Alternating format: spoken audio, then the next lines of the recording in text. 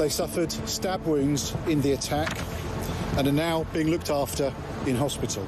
We need to make sure that when people carry out these activities, they feel the full force of the law. People think they can get away with this. The person who firebombed a few weeks ago is out on bail. That's not full force of the law. This crisis, it's a crisis for all of us.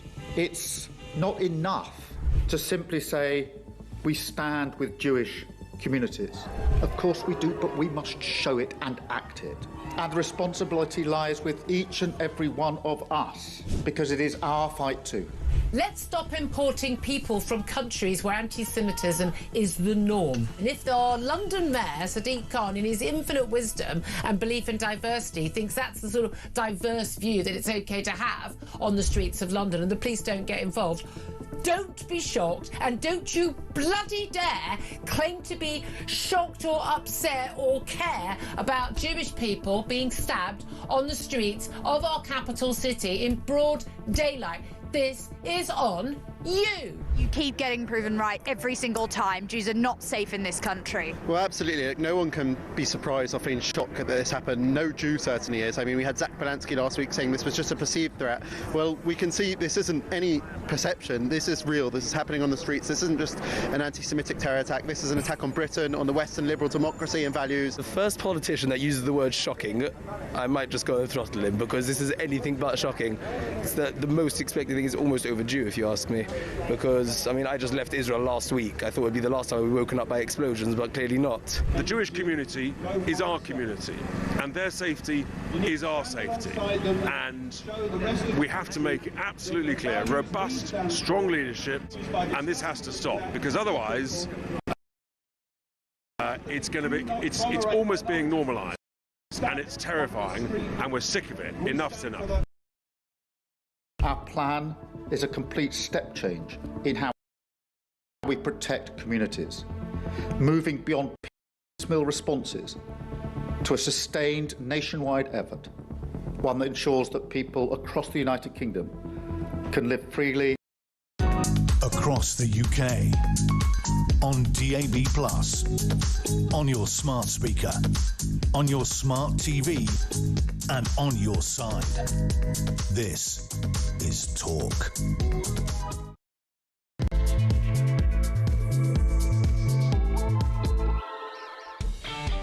And yes, good morning. Ian Collins in for Jezza. Welcome. Another working week kicks in properly. You love that, right? Temperatures still rising. Another beautiful show lined up. And, of course, naturally, we want to hear from you. 0344 499 1000. But here's a question. If your other half came home with 125,000 quid's worth of motorhome, 9,000 quid's worth of watches and a £4,000 coffee machine, would you notice? Would you be a little bit suspicious? Spare a thought for Nicola Sturgeon. She didn't notice how her former husband, Peter Murrell, had spent a decade trousering hundreds of thousands of pounds of other people's money and splashing the cash like the Sultan of Brunei. This fellow was on a non-stop mission with the Wonga. He's off to the chiller at some point soon. We'll have details on that. Elsewhere, the boss of Next says there's a recruitment issue in getting young people into work. He says there's a dramatic fall in entry-level jobs. What happened to the Saturday job? Where did the Saturday job go? If you've got kids, are they still trying to get into that thing? The Saturday job was always a kind of first base step, if you like, to getting into the workplace full-time. And what was your Saturday job, for that matter? Do you know, I think it all went wrong when paper rounds disappeared. That's when the economy began to tank.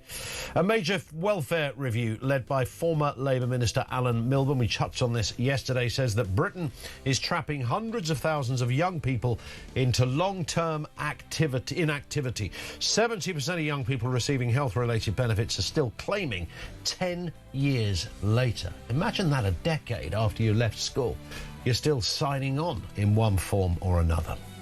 And the weather, well, it's still hot and likely to get a little hotter, unless you're in the Isle of Skye, of course, as we established just yesterday, where it's still a little bit chilly. But even there, the good news is it's going to be warming up. Lots to get through, lots of breaking news. The ways you get in touch, of course, you can drop us a voice note, 0344 499 1000, or message 87222. We're delighted. Simon Danczuk is with us, former Labour MP. He defected to Reform a little while ago now, Simon. Yeah, I was an early adopter, weren't I? You were right up there, front of the queue before it became trendy. Yeah, absolutely. Before Nigel Farage came back as leader. Yeah. So February 2024, I think I joined. Right, something like that. Gotcha. How's it looking over there at Reform from your perspective? Oh, I think they're doing okay, aren't they? I was up in Makerfield at the weekend, knocking on doors, seeing what was going on there. Good candidate in Rob Kenyon. He's fighting a good campaign. I think they have a chance there. I think it'll be a tight fight with Andy Burnham. But all the effort's going in there to ensure that Burnham doesn't get it. Because if he does, of course, he's the next Prime Minister. Yeah, absolutely. That's what... Isn't that weird if you're him? To be sitting there, waking up in the morning, making a cup of tea, saying, I mean, literally in 13 weeks' time, I could be doing this in Downing Street. Yeah, no, absolutely. And it's almost been decided. Yeah, if he wins that seat. Yeah, absolutely. That's the trajectory that he's on, isn't it? Yeah. It's quite incredible, really. I find it a bit unsavoury, I have to be honest. He gets elected as mayor of Greater Manchester. He makes a commitment to be the mayor for the duration. Said it out loud. I'll serve the whole term. Yeah, exactly. And then he decides unilaterally that he wants to become an MP again. And he also decides that it's going to be Makerfield where he expects to be elected. And then if he's elected as an MP to serve the good people of that constituency, he's going to leg it to Westminster for a better job. Yeah, exactly. And this says a lot about Labour, doesn't it? They've got over 400 members of Parliament already, and not one of them is good enough to lead the party. That's what they're saying, isn't it? That they have to bring somebody in, a retread, as you might call them, from before back into the Parliament to stand as leader. I mean, it's a devastating response to those MPs that they've already got. Indeed. We should mention, of course, there are other people standing in that constituency. Jake Austin, Lib Dems, Andy Burnham, Labour, Dan Clark, Libertarian Party, Alan Howling, Lord Hope, the official monster raving loony party, Robert Kenyon, Reform, Rebecca Shepherd, Restore Britain, Peter Mark Ward, Rejoin EU, and Michael William Winstanley for the Conservative and Union Party. More on that story. I tell you what, as political stories go, this Nicola Sturgeon thing, Simon, I mean, this is in another territory. So, over the course of, 10 years plus, Peter Murrell, who was the kind of head honcho behind the scenes fundraiser, what was his official title? I think he was sort of chief executive of the SNP. Yeah, exactly. Yeah, so they're raising money all over the place, and dear old Peter, he's lobbing it down the back of the sofa, going on a spend-up. I mean, he gave Liberace a run for his money, didn't he, when it came to ostentatiousness?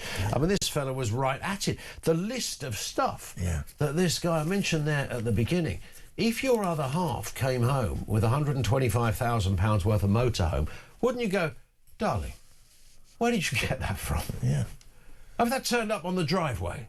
Where did you get the motorhome from? It's a very expensive motorhome. £81,000 Jaguar. Volkswagen Golf, partly funded with stolen cash. Luxury watches, over 9,000 quid. Mont Blanc pens. A £3,232 coffee machine. I mean, I love a cup of coffee. I've got a decent coffee machine. It didn't cost 3,200 quid. What was the man doing? And it's often the smaller stuff in this list that's presented here. Fortnum and Mason musical advent calendar, £150. I mean, why would you buy a Fortnum and Mason musical advent calendar, £150? It's just, and as you say, if I came home with something like that, my wife would be, where have you got the money from to buy these luxuries? Yes, I mean, and incredible. He was also playing Grand Theft Auto as well. I mean, of all the people, I mean, I don't know much about Peter Murrell, but, you know, the occasions we've heard the man speak and, you know, a fairly quiet, unassuming character, you don't imagine him getting home and giving it large on the joystick, do you? No, I mean, it's not, no, you don't. It's not that sort of fella that you think, Where's Pete? Oh, he's having a game with Grand Theft Auto. He's playing with a kid in Russia. They're having a race around the M25 at the moment. And so he was also splashing out on that. I mean, the list goes on. 600-gram pack of chocolate biscuits, £17.95. I mean, just buy some bourbons. They're about £1 in Lidl. Yeah, he bought 5 packs of coffee, I think, 150 quid. I mean, and yeah, coffee beans, that's and on it goes. 2 pairs of gold leaf gents dry touch gloves. What is a dry touch glove? I have no idea. No, absolutely. Well, Oak Library ladder, 943. Come on, who doesn't need a library ladder, Simon? An oak one. An oak one. If you're going to buy a library ladder, you don't go IKEA, do you? You go for an oak one. But they don't seem to, all these things don't seem to match the house that they lived in. It's quite a relatively modest detached house. Yeah, it's in a nice place. It was just a normal house. Where would you have a library in that house? I know that of any scale that it needs an oak ladder. It's fascinating. Do you think Peter was not very well? I mean, I'm not trying to provide a defence here for him. Yeah. But if you're, if you live in a fairly standard detached house it's on an estate. They didn't live in when I say estate, I don't mean a country estate. I mean, you'd think so looking at that list. I'm talking about a housing estate. It's a fairly sort of middle class place. Yeah. I mean, he was purchasing stuff that doesn't match the life he was. That's right. And it's interesting you say that about him being unwell, and we're not making excuses for him. It's appalling theft from people who've donated money to the SNP. But there is a story going around from people that knew Alex Salmon, saying that when Alex Salmon employed him some 20 years ago in North East Scotland, Peter Murrell had stolen £500, and Alex Salmon actually replaced it on his behalf and kept him employed. So it appears that there's a pattern of behaviour there that... Maybe he's just a thief. Yeah, quite possibly. Could just be that. Yeah. He's just a thief. I mean, he bought 8 umbrellas. Really, yeah. I know it rains a lot in Scotland, but goodness, I was going to say, you can only use one at a time. Well, maybe he didn't. Maybe he kind of had a thing going. He loved a collection of umbrellas. 8 umbrellas, £1,990 and 50p on 8 umbrellas. So he's spending £2,000, £2.5 an umbrella. He spent £140 on 2 gentlemen's vests. I like the idea. A gentleman's vest. There's a different kind of vest. That's a lot of vestige, isn't it? Quite clearly. I mean, he was on a spending spree. It went on for years. And, of course, the questions that are being asked... it was... Look, we have to tuck into this a little bit now because we should do. They never kind of look like a couple in the couple sense. No. I mean, you can make of that what you will, everybody. But I don't know. It was kind of like, they're a strange couple, aren't they, Nicola and Peter? But, there's a lot of strange couples out there. Sitcoms are made out of strange couples. All of that is fine. But the idea that over that period of time, Nicola Sturgeon knew absolutely nothing of what was going on. Now, I know that if people have lived with somebody who has an addiction, like whether they're an alcoholic, a gambler, people do keep that stuff. Amazing as it is, a friend of mine who found himself on the addict list, shall we say, years ago, said there's no greater liar than an addict. I mean, you can hide that stuff from those literally next to you. So maybe Nicola knew nothing. Well, yeah, it looks to me like she still has questions to answer, I have to say, and she's said all along she cooperated fully with the police, but it's come out now. I think it's a Scottish version of The Sun, actually, that they've said what she actually did is no comment interviews with the police, and if people don't know what that is, she will have agreed with a lawyer a statement that was read to the police when they interviewed her, and then in relation to every question that they asked, she would have replied no comment. Now, she was in custody for 7 hours, so they'll have put a lot of questions to her, probably a lot of those asked about a lot of those gifts that were bought, and at every occasion she said no comment. Now, that isn't fully cooperating with the police, is it? But what it does allow her to do is not to incriminate herself, and that's clearly how she handled it. but people will say it's quite unbelievable. The Daily Record, I don't think we have a copy of the Daily Record. It's a Scottish newspaper. I Know Nothing is the headline, and they've got her dressed up as Manuel from Fawlty Towers, which is a great picture. I mean, I Know Nothing. Yeah, exactly. I love that. He even bought 3 manicure sets for 200. I mean, say what you like about Murray, he had great nails, I have to say. Beautiful. He's probably been biting them ever since then. But he's going to jail, isn't he? Yeah. I mean, he was remanded in custody. I don't know what kind of sentence you get for this, but he's looking at a few years. And it's cost $2.5 million to investigate, and he stole 400,000. So I mean, a lot of money's gone into prosecuting him. Perhaps he should have owned up earlier. Perhaps, I don't know, but. Well, let's have a listen to Nicola Sturgeon. This is her speaking back as far as 2021 on that delicate issue, as we now know, of SNP finances. I'm not concerned about the party's finances. The finances of the SNP are independently audited. Our accounts are sent to the Electoral Commission in common with other parties and, of course, published, so there's full scrutiny around that. Money hasn't gone missing. All money goes through the SNP accounts, independently and fully audited. We don't hold separate accounts. We're under no legal requirement to do that. Our accounts are managed on a cash flow basis, but every penny we raise to support the campaign for independence will be spent on the campaign for independence.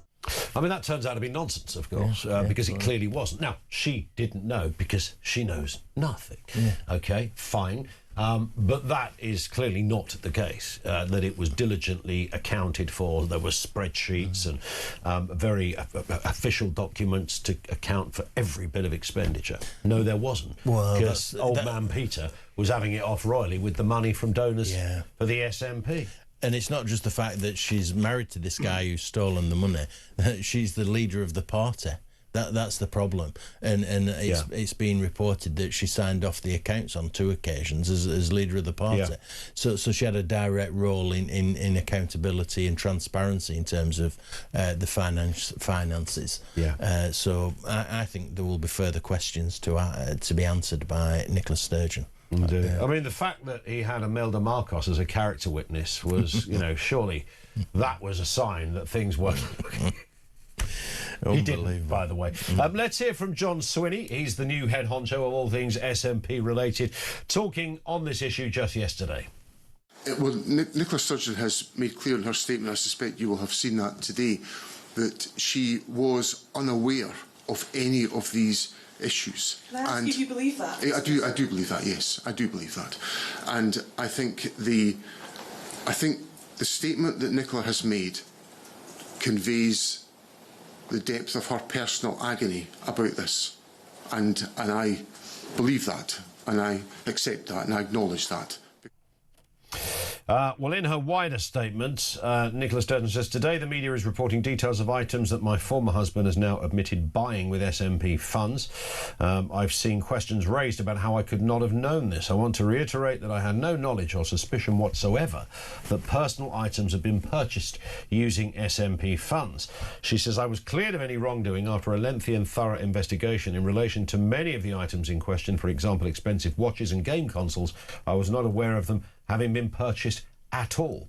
Indeed, in relation to the items of largest value, a camper van, I was not aware of its existence until it featured in the police investigation in early 2023, nor was it parked in our driveway, as has been claimed. OK. Where was it then? Goodness. Did you hide a camper van? Wasn't? I thought it was at the mother-in-law's for a long time. Ah, right, yeah. But there was a really expensive Jaguar in the drive. 81 grand's worth of Jag as well. Yeah, absolutely. And she would walk past that. There's photos of her walking past it. I mean, what surely you would say to your husband?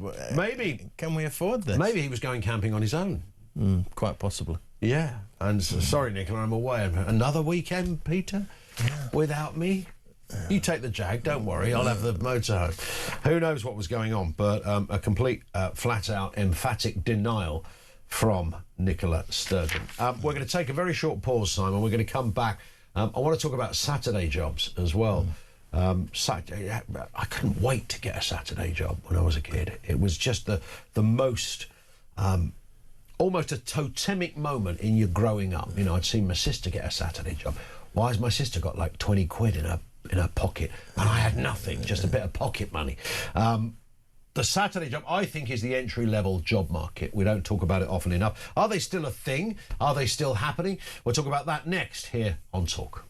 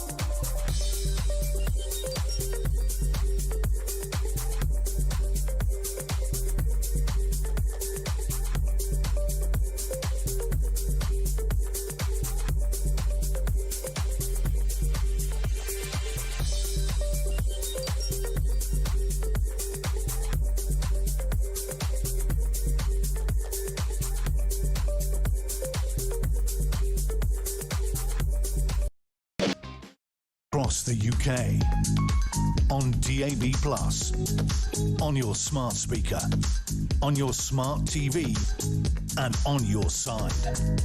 This is Talk.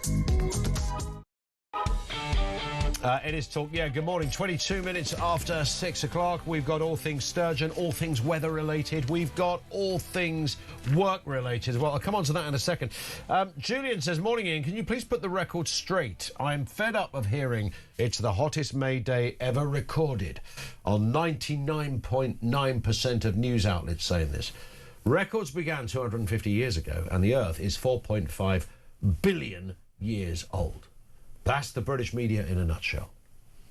There you go. Does that annoy you, Simon? Yeah, it does, actually. Well, I mean, some people say the Earth is only 2,026 years old, really, you know, since Jesus. Right, yeah. Interesting. I mean, the Earth was there. Yeah. So, or was there?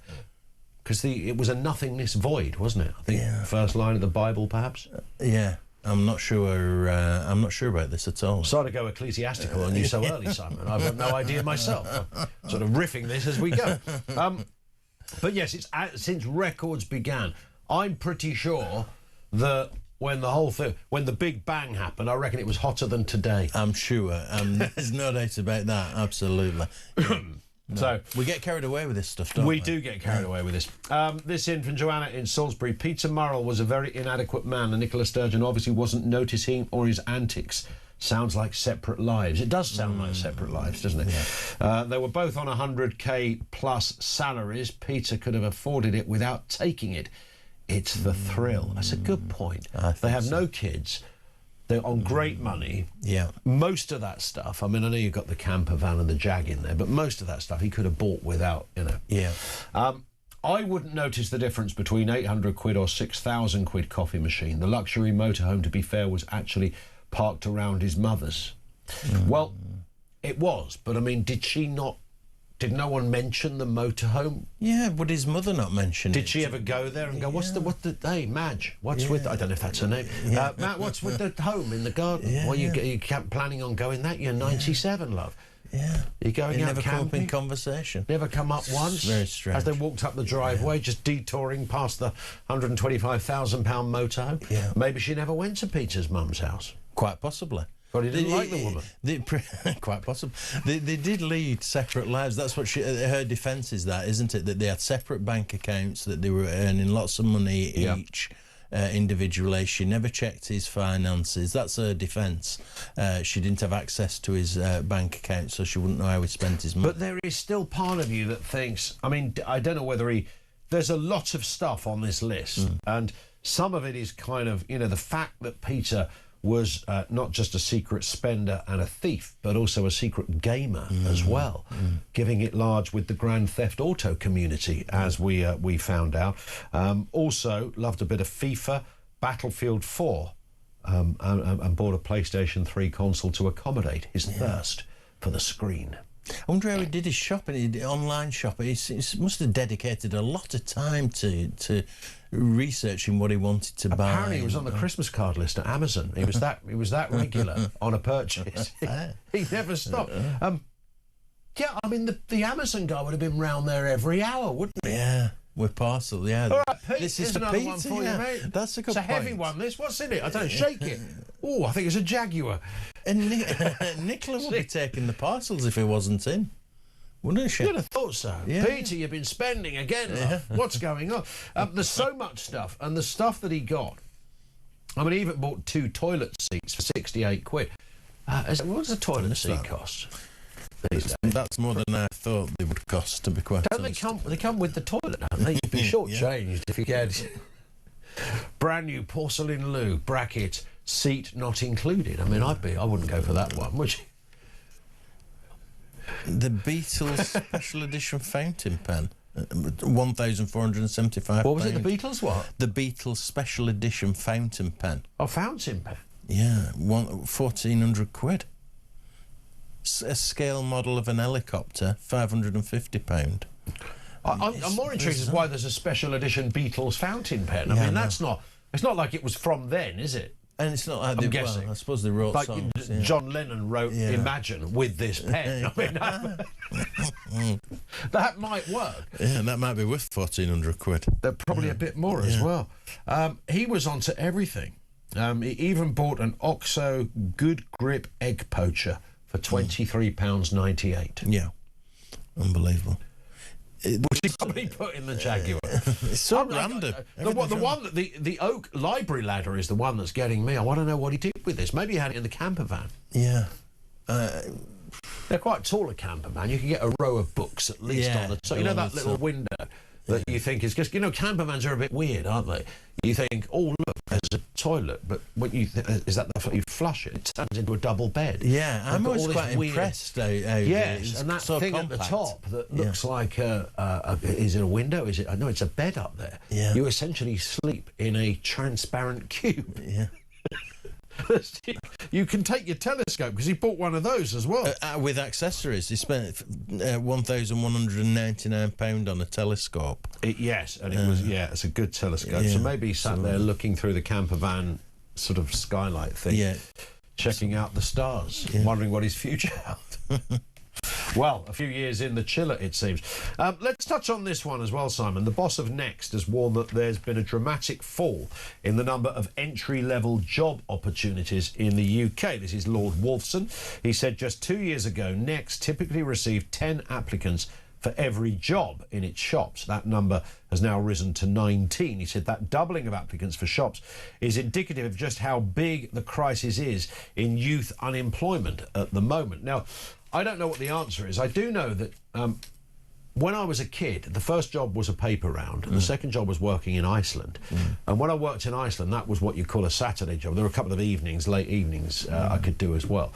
But as soon as I finished school, and I didn't pursue it, but I could have worked there full time. Yeah. It kind of just went with the territory. You'd worked here Saturday. It's like any job, isn't it, in the job world? People, I always find it fascinating with the media that people say, well, it's, you can't get into the media. There's more media students leave media courses every year than there are total jobs in the media. So that's how crowded it is. But once you're in, if you get a job round here and you make a reasonable job of it, I mean, Mark, who runs our desk here, I've known Mark, how long, Mark? 20 odd years I've known Mark, actually. Lovely guy, bone idle. Yeah. He does the desk with his... Does his desk with the feet, in his feet. He just sits there buying motorhomes on his phone. Yeah. No, but Mark, people like Mark, somebody could come in, and Mark's an experienced, very senior in his position, but somebody could come in and start that job, and if they were good at it, they would be asked back. Yes. Yeah. Well, it's finding ones that are good at it, I think, there's the problem. It's getting the first rung on the ladder. That's what this is about, isn't it? Yeah. But I think there's a culture where I think there's a culture amongst people, some people, not to work, to avoid work. I think that's the problem that we have. We have a lot of economically inactive people. I think so, and that's a real problem. But getting people into and there's this Alan Milburn review of this. Yeah, that's of the situation, isn't it? Ties in with all of this. Yeah, he's a pretty smart guy, good Labour minister, isn't he, under Blair, and it all ties in. And I think there's a real piece of government to be done. Politics to be done around getting people back into work. And it starts at this stage. Did you have a Saturday job? Yeah, you know, during the holidays and at weekends, I would work for a painter and decorator. Oh, did you? Yeah, which I quite enjoyed. It's quite therapeutic painting. I quite enjoyed painting and decorating. And he was called Amos Sedgwick. He was in Lancashire. Yeah, what a great Lancashire name. Amos Sedgwick, the man with the brush. And he offered me a job. I could an apprenticeship, and I didn't take it. I went to work in a factory, which was better money, right? Instant money. Do you know what I mean? Yes. Making gas fires. Would you believe? Did you? When I was 16, yeah. Oh. So I did that for a few years. Do you regret not taking up the roller and the paint? Well, the thing that helped, the fact that I worked in a factory on a conveyance line, you know, conveyor belt? Conveyor belt, exactly. Thank you. Yeah, that's exactly what it was. Spurred me on to go to college at night and back to school and then on to university. Oh, I see. So you sort of went back. Yeah, exactly. I did the paper round thing at 13, which I loved doing that. I mean, you know, does that still happen?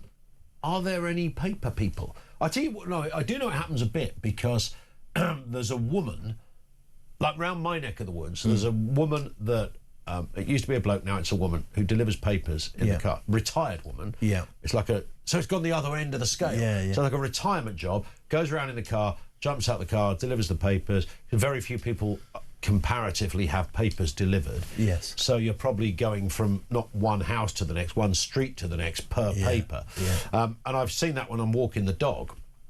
So I'm aware of that. But kids with a bag over their shoulder delivering.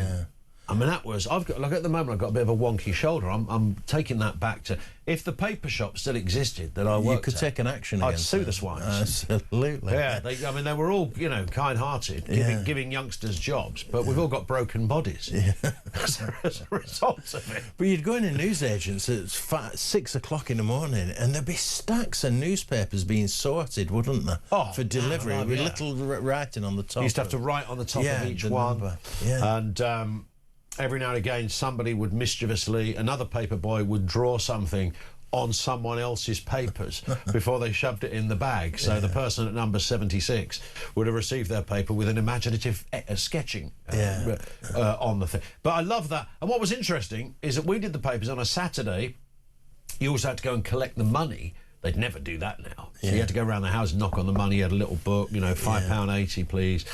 They give you the money. Then you go back. In the shop itself, there was Sam, a girl who was in my class at school. She worked in the shop, so that was her Saturday job. Everybody had a Saturday job, it seemed, doing something or other. It wasn't unusual. And then, like I say, when you left, and I also, in the summer holidays, we went strawberry picking as well. We used to get on our bikes and go down to this farm called Perry Court. And that was great. I mean, you know, you got sunstroke, but it was fun. So between the shoulders, I'm surprised I'm alive, to be honest. They might as well have just sent me up a flipping chimney. But it was great. I mean, this is in the kind of 80s, you know, and it was fabulous. It's not that long ago, really. It really isn't that long ago. But things have completely changed, haven't they? And it's all about safety of children and things. I think that's where it's come from. I don't know. And it's true. Mark's just made a really good point that the paper round thing, you could get there was one very quick paper round. This lad had this paper round. There's about 20 papers. Yeah. And we used to think, how's he only got 20 papers? Yeah. I'm carrying around. I mean, frankly, I might as well have just gone to Fleet Street and taken them straight off the press. I had that many. You can take 100 newspapers around with you. And you're on a bike as well, and it's dark, and it's icy, and it's winter. It's like, really? How was this okay? But it did. There's no doubt about it. A Saturday job absolutely wired your brain into thinking, this is how it works. Okay, I get a job, I do something. It's mostly straightforward. Sometimes it's challenging. Things can happen. You get a puncher as a paper boy or whatever. You get your strawberries rejected on the farm because the farmer says, you reckon I'm going to sell those?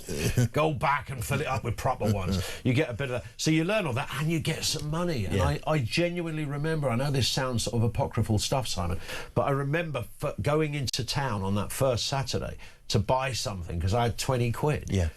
It develops a work ethic, doesn't it? Yeah. That's what it's all about, and that's what I think Lord Wolfson's hitting on, isn't it? That we that is missing. So it's great nostalgia, but in reality, it's really significant for society to evolve and develop. Yeah. And we're really missing this stuff. I think we need to return to some of this sort of culture. I really do. I do, yeah. And then, of course, I've forgotten the big one was actually, in addition to, it sounds like I had jobs all the time. It was like I never went to school. Was working in a chip shop. And we used to go in this chippy. Oddly, from doing the paper round, a friend lived in this neck of the woods, and there was a chip shop with a fruit machine in it. So we'd go in there and play the fruit machine. And I was in there one day, and Dell, the guy that owned the chippy, it's an Indian family, and he said to me, "Come here," and I went behind the counter of the chippy. He said, "Can you pick that up?" And it was a sack of potatoes. And I picked it up, and he went, "Do you want a job?" And I went, "Doing what?" He said, "Peeling them." Yeah.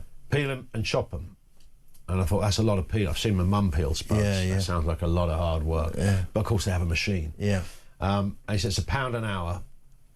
And I went, yeah, all right. And so I did that as well. Wow. I think I'd stopped the paper round at this point. Right, I loved working in the chip shop. Oh, did you? Yeah, it was brilliant. Yeah. And did you get free food? Oh, I always got free food. Yeah. And it was like, I was the only white person that knew how real the Kumars were, the sitcom. Oh, right. Because I remember one day, he said, do you want to, so there was Dell, so it was an Indian family. There was Dell and his wife. They kind of westernised their names, Dell and Gina. And then there were their kids. And one day he said to me, him and his wife said, oh, do you want to come back into the house, which was connected to the chip shop, and have some food with us? And I thought it was a very nice thing to do. So I walked through, there's like one door out into a little courtyard and then into another door, which is where there's house. There was 34 of them there. The extended family watching Bollywood movies. Oh, really? And it was incredible. And I sat there, and then my dad came to pick me up, and they invited him in as well. And we both sat there. We got home about midnight. My mum's going, yeah, but you finished at 6:30. What you mean? Oh, we're watching Bollywood movies. My mum's going, what's a Bollywood movie? And it was brilliant. And so I became sort of this adopted member of their family. But working in the chip shop, again, a bit more money, bit more freedom, all those kind of jobs. And everyone I knew, pretty much everyone in the class, Simon, had a Saturday job or an after-school job of some kind. No, that's right, isn't it? We need to. I do think we need to get back to that. What was the food like? Did you have Indian food as well? I love curries and things. No, because we had Indian food. We had Indian food inside with the family, but in the chip shop it was strictly fish and chips. Oh, right, Oh, I could batter a cod like you've never seen by the time I was 15. Goodness, man. Champion. Some great life experience. Great, yeah, exactly. I know I can tell you more about a pickled egg than anyone. Anyone you've ever met. So, we're going to pause momentarily. We're back with more. Give us your first Saturday job, your thoughts on work, kids getting into work and all things connected. 0344 499 1000.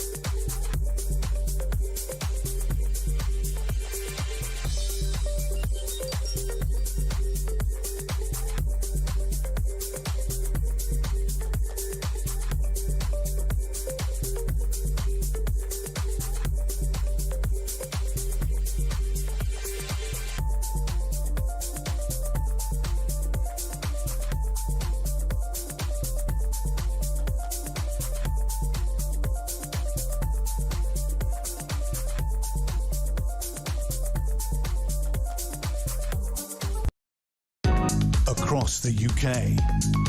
On DAB+, on your smart speaker, on your smart TV, and on your side.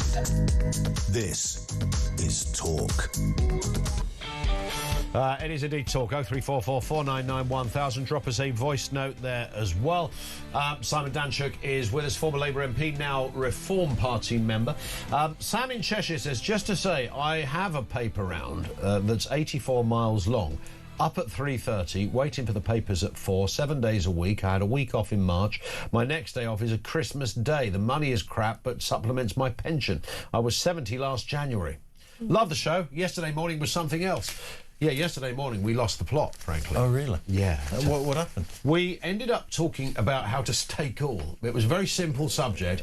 Lainey messaged us from her caravan. She lives in a static caravan and said it's 48 degrees inside the caravan. Right. And I don't know what to do. And Charlie Rowley was our guest, said, well, Oh, yes. leave the caravan. Yeah, immediately. It's cooler outside the caravan than it. Anyway, it sparked a whole debate about what's the best ways to stay cool, and the funniest and just kind of off track as a normal show would be. Came out on texts and calls and voice notes. It was brilliant. I'm trying to work out why Sam in Cheshire is doing a paper round that's 84 miles long. That is long, isn't it? And Sam is 70. Yeah. Maybe that's your point, that older people are now doing the work. Could well be that. Yeah. Alison in South Wales. My Saturday job was in a hairdresser's. I also picked strawberries in order to fund a holiday to the Isle of Wight. I later started an apprenticeship in hairdressing, but not with the original salon, as they had no room. But I'm sure that by having that job responsibility helped me get taken on somewhere else. 100%.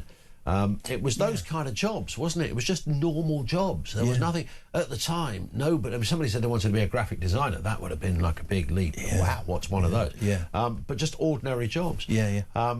My mate, cleaned vans. He washed vans for on a Saturday job. So these huge vans. He did about 18 of them every Saturday. I don't know how he did it. But there's some of this we've it relates to immigration as well on a serious note, doesn't it? We've imported people to pick vegetables to do those kind of jobs. Yeah, to do those jobs. Lots of illegal immigrants and asylum seekers cleaning cars and things like this. When we should be a bit more self-sufficient. That's the point. That's the problem, I think. Absolutely. This from Steve in Sussex. I did golf caddying in the 60s before electric buggies. 18 holes carrying a bag for £1 or half a crown if you were lucky. I don't know what that means in today's money. No, doesn't sound very much. I'm saying naff all as a guest. Stuart says the Sunday paper round was the big one. Yes, because you had all the supplements, didn't you? The Sunday magazines. And a knot in the middle of the strap to really dig in. Yeah, why was there a knot in the middle of the strap? I don't know why. To shorten it, I think, was it? Probably. So it didn't drag on the floor. Because you were little. Short, you forget you're only 13. I was the size of my lad now. But at that's weird looking back on it. And you carrying this massive. You were getting shorter as the round went up. The weight. It was the Sunday round, because you did 7 days a week as a paper round. Yeah, but Mark were making the point that some lads were promoted to have quite an exclusive round that didn't involve that many papers, but it paid well. And you got better tips. You were doing the bigger houses. That was the point. You got better tips at Christmas. You could make a few quid on tips. Exactly. My mate did he was like the spare, so he turned up every day. He'd progressed to the position of not having to have a round, but if nobody turned up, he had to do the round. So he had to be there every day. It meant that he had to learn every round. He had the knowledge. And the funny thing is, if I go back to Ashford, I could take you on that round now. How weird is that? Yeah. I could see it in my head. I'd probably miss a couple of houses. But I could name the numbers. You probably did anyway. When you were a youngster, you probably missed one or two. Well, if you were late, because every now and again we'd just be monkeying around and you'd late, and people would start phoning up the news agents going, "Where's my paper? Been waiting for my paper." So you get a bit of stick when you arrive. But I could take you round that. Absolutely take you round there.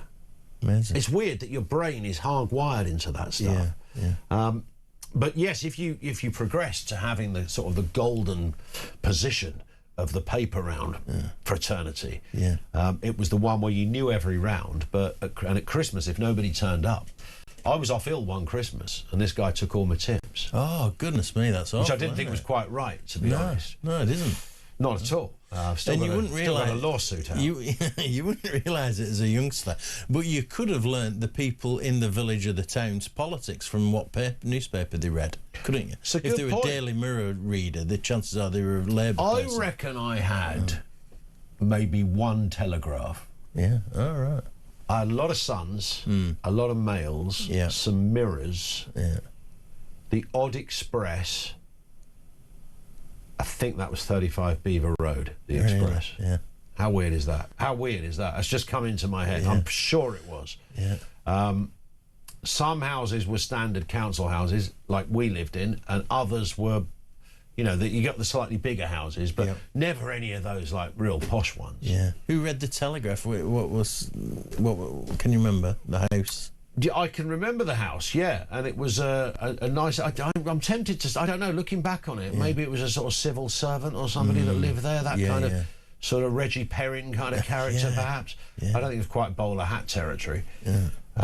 This one comes from Nathan in Perth, who says, Isn't everyone forgetting that Sturgeon made a statement saying the motorhome was being used for SNP work when travelling around Scotland? I didn't know that. I think that now that's mentioned, I recall that, actually. Yeah, somebody else says, I thought I heard that the motorhome was being used for campaigning.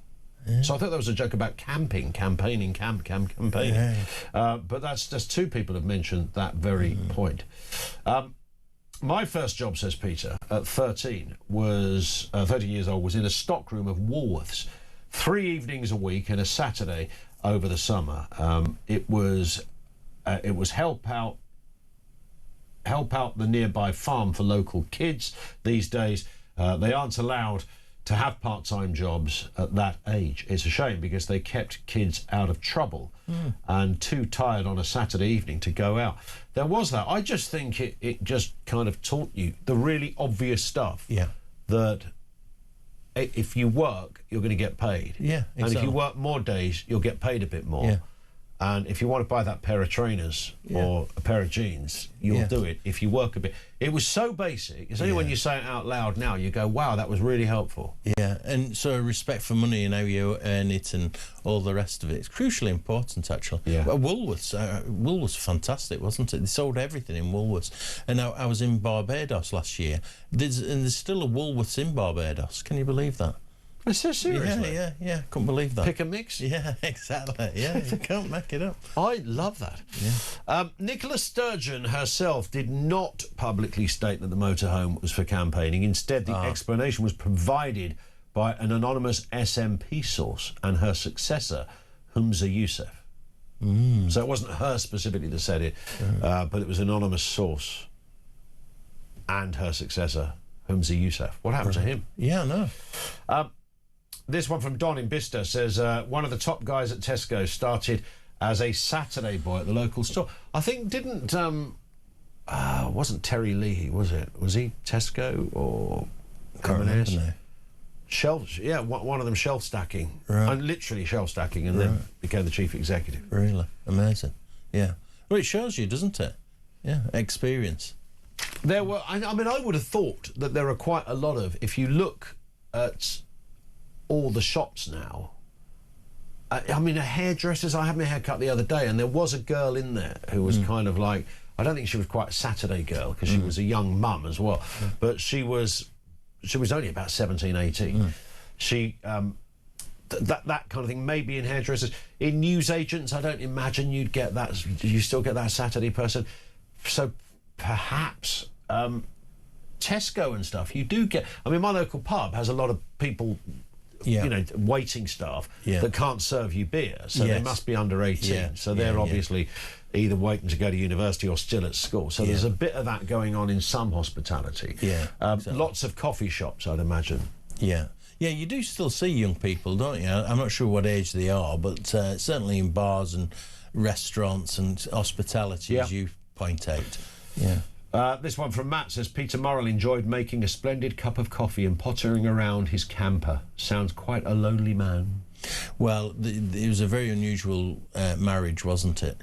That's for sure. Very, very unusual. But just looked a bit strange. They looked like a kind of sitcom couple. you know, from sort of ever-decreasing circles or something like that, the couple that lived next door to Richard Bryars. You know, I don't know, is that... They were in that sort of ballpark. I never quite got Nicola Sturgeon. The idea that she was so wildly popular, and she clearly was for a long period of time. She was a great communicator, wasn't she? You know, I mean... She was, but I didn't find her... she wasn't particularly humorous, and she didn't have that edge to her. No. I didn't find her that accessible, but she was very sort of meticulous at communicating. Alex Salmond had, so there was a hardness about Alex that was very attractive, and he was also, as you will know, he was a heck of a nice bloke as well. He was a good lad when you got to know him, but he was a stalwart of his party, and he took it to where it eventually got to. But he had something. He, like the Boris Johnson sort of twinkle in the eye. He had a bit of that going on. Yeah, she didn't have that, does she? But she's quite hard and fierce in some respects. But she was well respected. She could communicate. She could get her message across. But just imagine what Peter would have done had they won independence. Scottish National Party won independence for Scotland, he'd have had a field day with his expenses, wouldn't he? I mean, you know... he'd be running several countries now, probably owning them, you know. Yeah, absolutely. What's Morrill doing? Oh, he just bought Luxembourg. He was riffing on that kind of thing. Charles in Thailand says, did Nicola Sturgeon's hubby buy any books? If not, what use is his oak library ladder? But even if he bought the books, they didn't live in such a house. Did he just like the idea? Oh, I've got a library ladder. This is where people start to go, well, maybe I feel sorry for this guy. He's clearly not right. He's buying he just wanted to own random stuff, he wanted to own a library ladder. He couldn't have had all those hobbies that he bought stuff for, could he? He had too many hobbies. Well, he was up a ladder, he was doing his PlayStation, playing Grand Theft Auto. Telescope, looking at the stars. Looking at the stars. Going camping. Making a cup of coffee, didn't know when to stop or start. Didn't know what was going on. He had time to run the country. Extraordinary, isn't it? Well, indeed. We're paused momentarily. Simon Danchuk is with us. 0344 499 1000. Drop us a voice note there as well. Wide load of issues there on the SNP Peter Murrell case. He's clearly going to jail. He's currently in custody awaiting sentencing, so that's not looking good for him. Saturday jobs, best Saturday jobs. The wider question of what they did for you, your thinking, setting you up, if you like, for real life. They were brilliant. What has happened to them? Is your kid still doing one? Lines are open on all of that, and you can message 87222.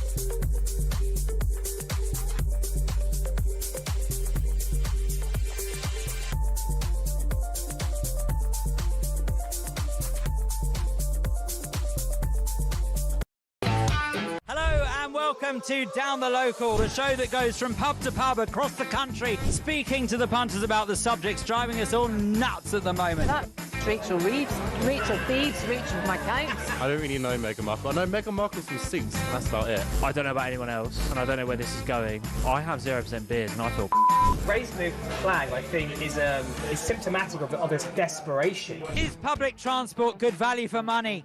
No, it isn't. You really don't like speaking to people. Across the UK, on DAB+, on your smart speaker, on your smart TV, and on your side. This is Talk. Good morning, by the way. Ian Collins in for Jezza for this week. We should mention that Lainey, who started off the phone-in yesterday, really, about her caravan, where it was 40-odd degrees inside the caravan, and it just unleashed a kind of a tsunami of responses from our listeners. But both serious and just fun about how to keep cool. Everything from burying yourself in sand to just taking your kit off and standing in front of a fan, no matter where you are, a towel around your head, ice pops under your arms or under your boobs was one suggestion as well. We had the whole thing, all manner of Did she survive? Do we know if she survived? That's the question. No, she didn't, sadly. She didn't. That's the news we've got to bring you this morning. Sorry to the family. No, she didn't. I'm sure Lainey's well. I'd like to know. Maybe Lainey can get in touch and say how she did. My advice, which I thought was the best advice, is find a public building, like a place that's got aircon. All right, a leisure centre. Because she's got to work from home, that was the point. Right. So she had to work from home yesterday, or you go to a coffee shop, can't you? Buy a couple of coffees. Yeah, on a laptop. And away you go. With your laptop, This from Graham says, I did my paper round at age 13 but quickly got fed up with the early mornings and bad money. You see, I'd never noticed the money was bad, really. I just thought it was money I'd never had. You never heard of any strike action from newspaper delivery boys, did you? Never happened. No, unorganised. The big delivery strike, Graham says, so a mate and I started washing cars. We built up quite a good business for a couple of years. Then I worked at Woolworths after school and on Saturdays until I started an engineering apprenticeship just short of my 16th birthday. Good work. I just love these stories. One from Tony. When I was 13, my weekend job was making the cross for hot cross buns. Oh, really? That's brilliant. I'm now 70. Is that a separate gig? Do you sit down in a chair in the corner, a fella makes the buns, and you put the cross on it? Tony! And over he comes with his cross maker. This one from Valerie. Ian, I'm young, 70. My first Saturday job was local hairdressers. Loved it. I was 12 years, got a wage packet. I was 12, got a wage packet with 10 shillings. Stopped at local sweet shop. Bought my mum a bag of sweets. Loved the laugh yesterday as well. So it's very, it was very juvenile and schoolboy or schoolgirlish yesterday. This from Steve. I would only do papers on a Sunday, double bubble, as no one else wanted to do them because they were too heavy. I would collect the papers, then jump on the back of the local milk float. Those days you went around the whole village. I love that. Oh, delivering milk used to... Get on the back of the milk float to do... Yeah. And if you stole a bottle of milk in those days, the law would come down on you so heavily if you ever lifted a bottle of milk off somebody's doorstep, you know what I mean? Quite rightly, you know. There was only you and the milkman up at that time. There absolutely. You were. Yeah. Pitch black in winter. It was so cold in winter. And they were electric, remember? We had electric vehicles.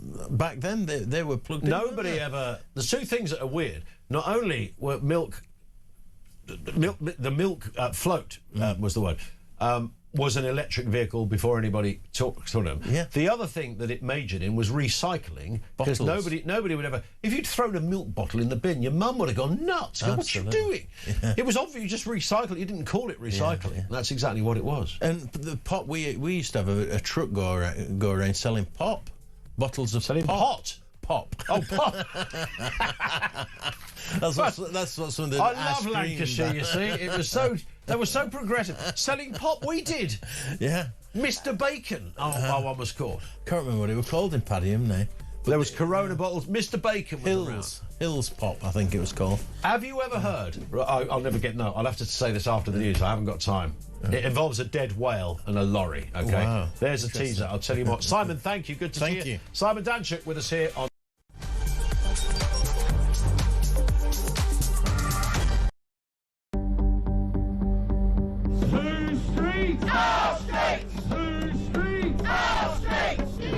I've got some breaking news here. The Crowborough Army Training Camp could hold male asylum seekers all the way until 2030. After the Home Office claimed it would only be for 12 months. Not much ambition involved in that, is there, in terms of solving the migrant crisis? Absolutely, and the way that the Labour government gaslit the public when the migrants were first moved in there, saying, you know, you guys are absolutely being mad. Crowborough is a quiet, leafy town in East Sussex. Sussex. These people, you can see, have been pushed to their absolute limit. They're not the types that you usually... Day, another taxpayer, or even worse, it's the money from our future selves. And across the UK, on DAB+, on your smart speaker, on your smart TV, and on your side. This is Talk.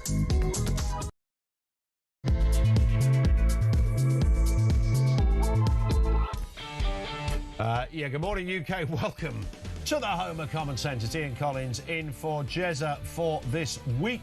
The working week has kicked back in. Yeah, I know, extended weekend, but we're back to it. Also this we're discussing this morning. If your other half came home with about 25,000 quid's worth of motorhome, £9,000 worth of watches, a £4,000 coffee machine, an oak library ladder, this is just 4 of hundreds of items. Would you notice if they did that? Well, spare a thought for Nicola Sturgeon. She didn't. She knew nothing. Her former husband, Peter Murrell, has now spent a decade trousering hundreds of thousands of pounds of other people's money donated to the SNP and splashing the cash like Liberace. The fella couldn't stop himself. The Sultan of Brunei was blushing at what was going on over there at SNP HQ. He's going to jail, by the looks. It would be extraordinary if he's not, because he's now in custody awaiting sentencing. Stories on that and thoughts on that as well. 0344 499 1000. Elsewhere, we'll be discussing Saturday jobs. The boss of Next says that there's a recruitment issue in getting young people into the workplace. He says there's a dramatic fall in entry-level jobs. What happened to the Saturday job? Now, we were just talking about it. I'll come to some. We've got some great comments from you on this as well. Jobs you can't imagine anyone doing today. Can't imagine a teenager doing today. Do they even exist? Are you allowed to work at 13 or 14? Paper round you could do at 13. I don't know if you could do... I think you could do some things for limited hours. We'll continue to talk about that. And, of course, it feeds into the Alan Milburn review, looking at young people, how Britain is trapping youngsters, hundreds of thousands of young people into long-term activity. Listen to this. 70% of young people receiving health-related benefits, 70% of them, are still claiming 10 years later. You've almost set yourself on a path.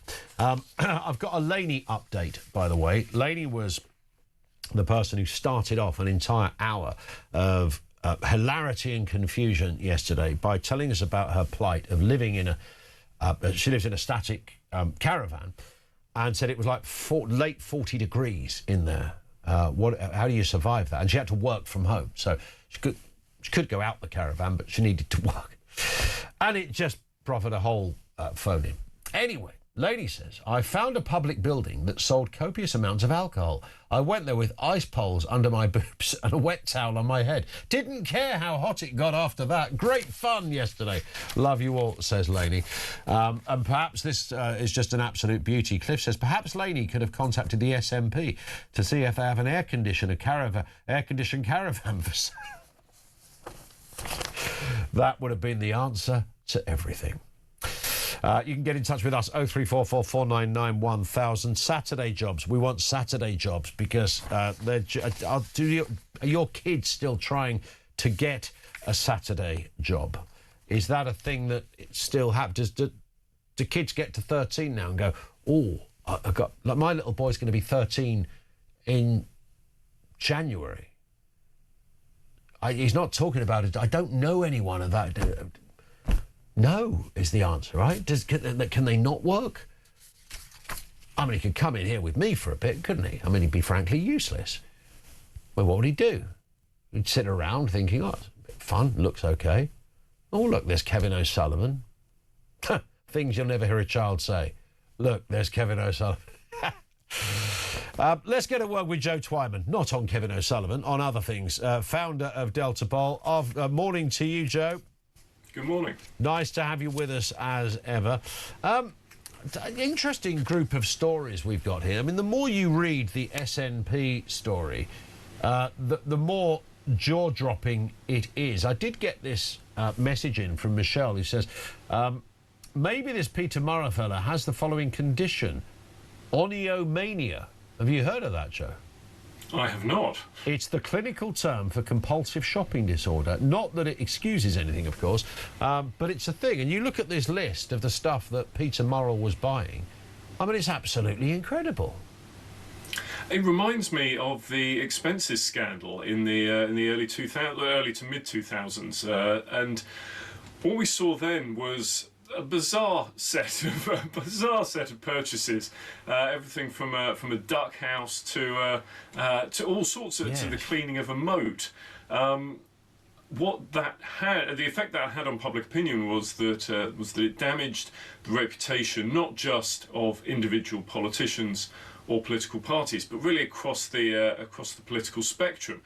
People viewed the political class as being, if you like, on the take, and it resulted in a large number of people resigning their seats, not contesting them again at the 2010 general election, which brought about a big change in in political representation.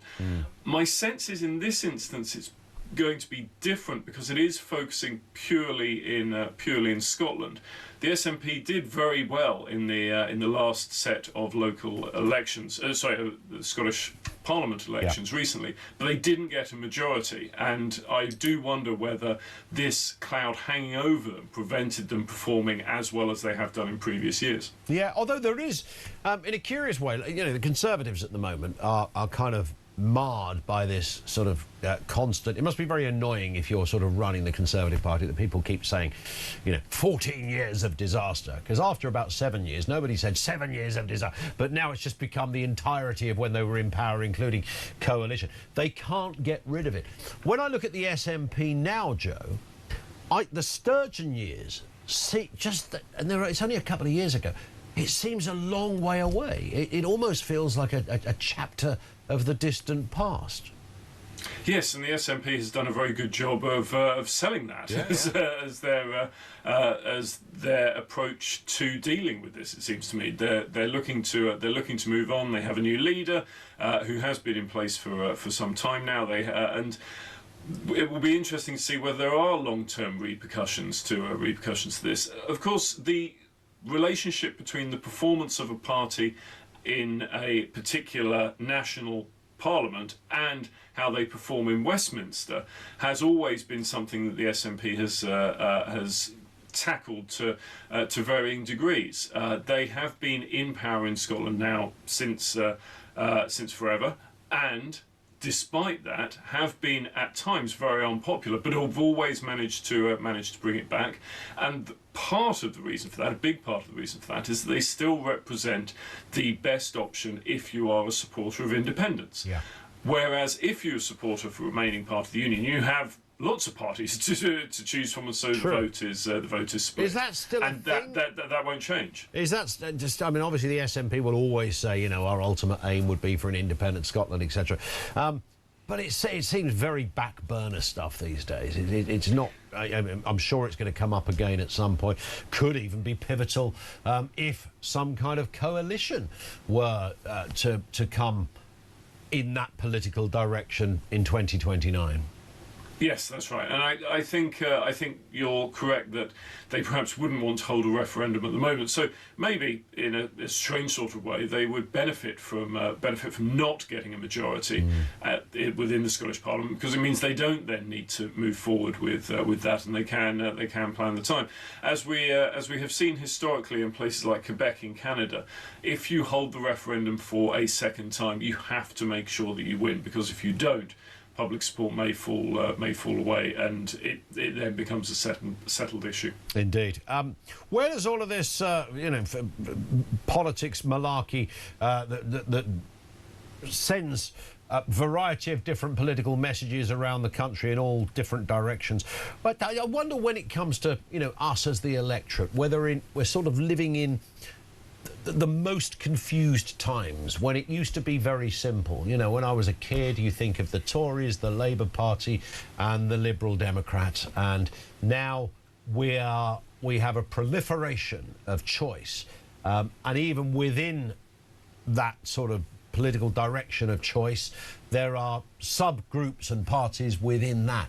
A lot of this has happened in the last few years, so relatively new.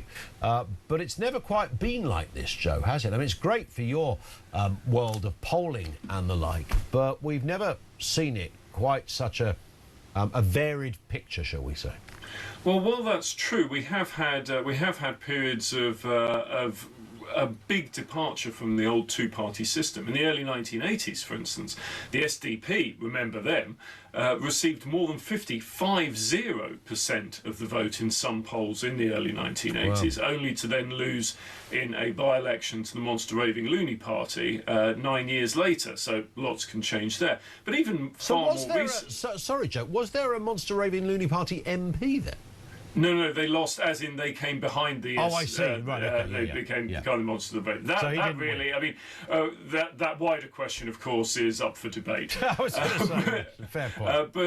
But more recently, in the last set of European elections in which this country took place in 2019, we saw the lowest vote share for the two main parties in a national election ever. Yep.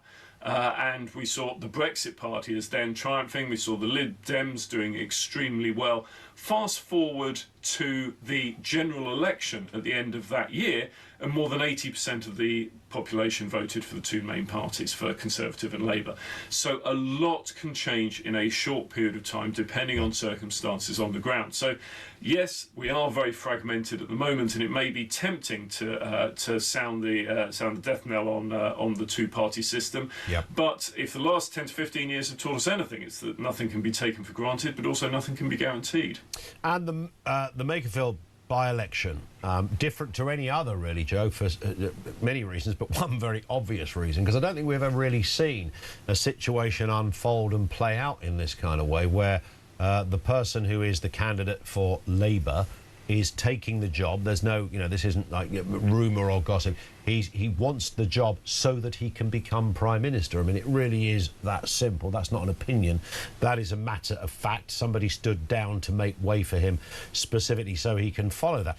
I can't really remember anything quite like this before. And simultaneously, while all of that is going on, the party that's hot on the heels of him is Reform UK, and they never existed half an hour ago, and they could win. So, again, changing face of our politics. Yes, by-elections are always unusual for a whole host of different reasons, but this one is unique. We haven't had a situation quite like this before. Obviously, we did have the situation with Boris Johnson when he was Mayor of London, running in Uxbridge to become a Westminster MP as well. And then, of course, for a year he maintained both jobs. You can't. That's not something you can do anymore because the rules have been changed. But that was not a similar thing in that it was expected that he would be challenged for the leadership straight away. Yeah.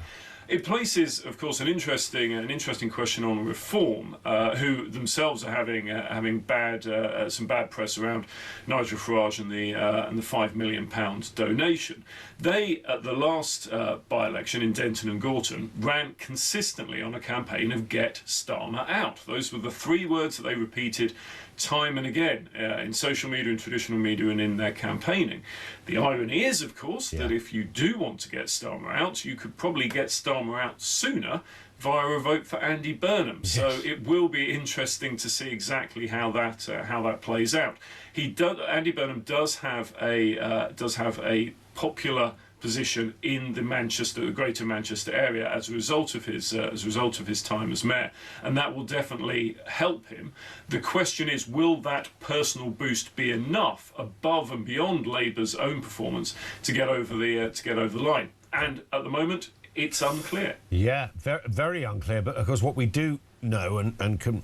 I mean, no, OK, let me rephrase that. What we do know, we never know with politics fully. What we think we know is that even if Andy Burnham didn't win Makerfield, then Keir Starmer is still going to struggle to hold on to his position. Yes, authority is one of those things that once you lose it, it's gone, and getting it back is extremely difficult, if not impossible. As I say, we can't rule anything out, neither can anything be guaranteed. But I think it is likely that a challenge will come for Keir Starmer at some stage, regardless of what happens in Makerfield. But who wields the knife and who then subsequently succeeds him remains an open question. Indeed. And let's just get a word as well with this vote splitting problem in that neck of the woods, of course, because Restore Britain, now I say this kindly, but I think if you went round the country with a clipboard and asked people if they were familiar with Restore Britain and Rupert Lowe, then that percentage would be quite small because they are much newer as a party. I understand that. And yet, for those that are engaged in politics and they're looking for something that's more centre-right, people in some areas are very fired up and enthusiastic and excited about Restore. This is the first time, I would suggest, Joe, that not only are we looking at Restore Britain in a more serious sense, because they could be pivotal in something here, but it's the first time they've really been involved in a high-profile by-election, if you like.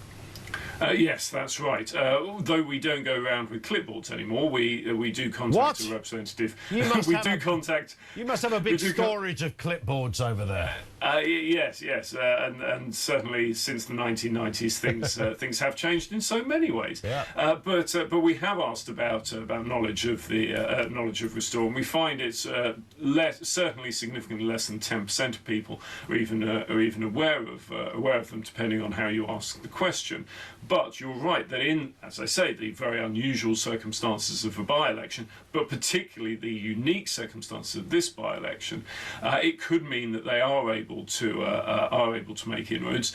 But it remains a large challenge for them, because what they don't have is the kind of machinery and presence on the ground that other parties do have. And so while it's easy to generate, shall we say, interest via social media, actually turning that into boots on the ground to knock on doors and get people to turn out to vote is more difficult. I'm not saying it's impossible, but I'm saying that the extent of that challenge should not be overlooked. And so it will be interesting to see the extent to which they can really get into reforms votes and whether it makes a difference.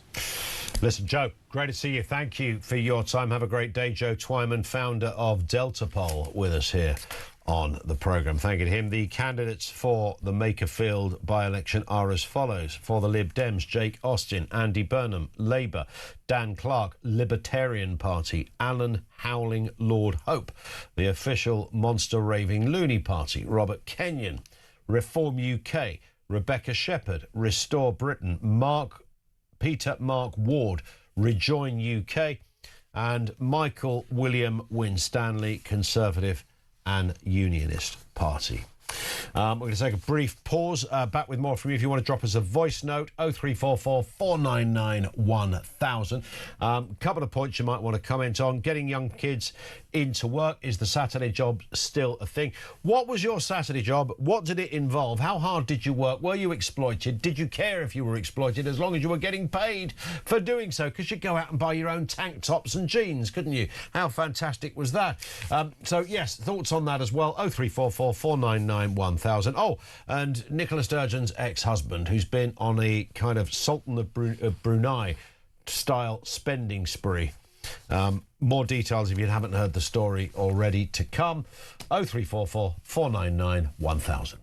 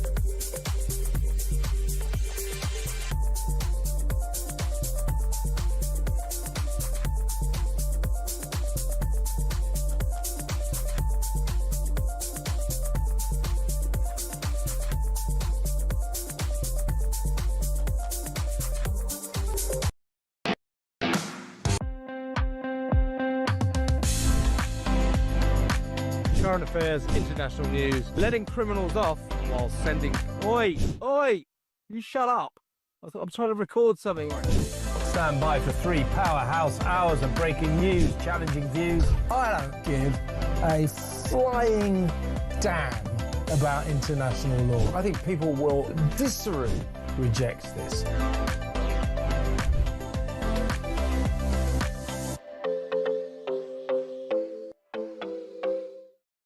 Across the UK, on DAB+, on your smart speaker, on your smart TV, and on your side. This is Talk. It is Talk. Welcome back. Home of Common Sense. You can message 87222. You can leave a voice note or call 0344 499 1000. Saturday job seems to be keeping us busy. Lots of comment on that. This one from Rich in Dudley says, I was the same as you. Worked a chippy every day after school, loading the peeler machines, then the chipper machine, filling the yellow barrels, then washing them thoroughly, popping the bung in and filling with water 6 days a week for a £5. Seemed like yesterday, says Rich.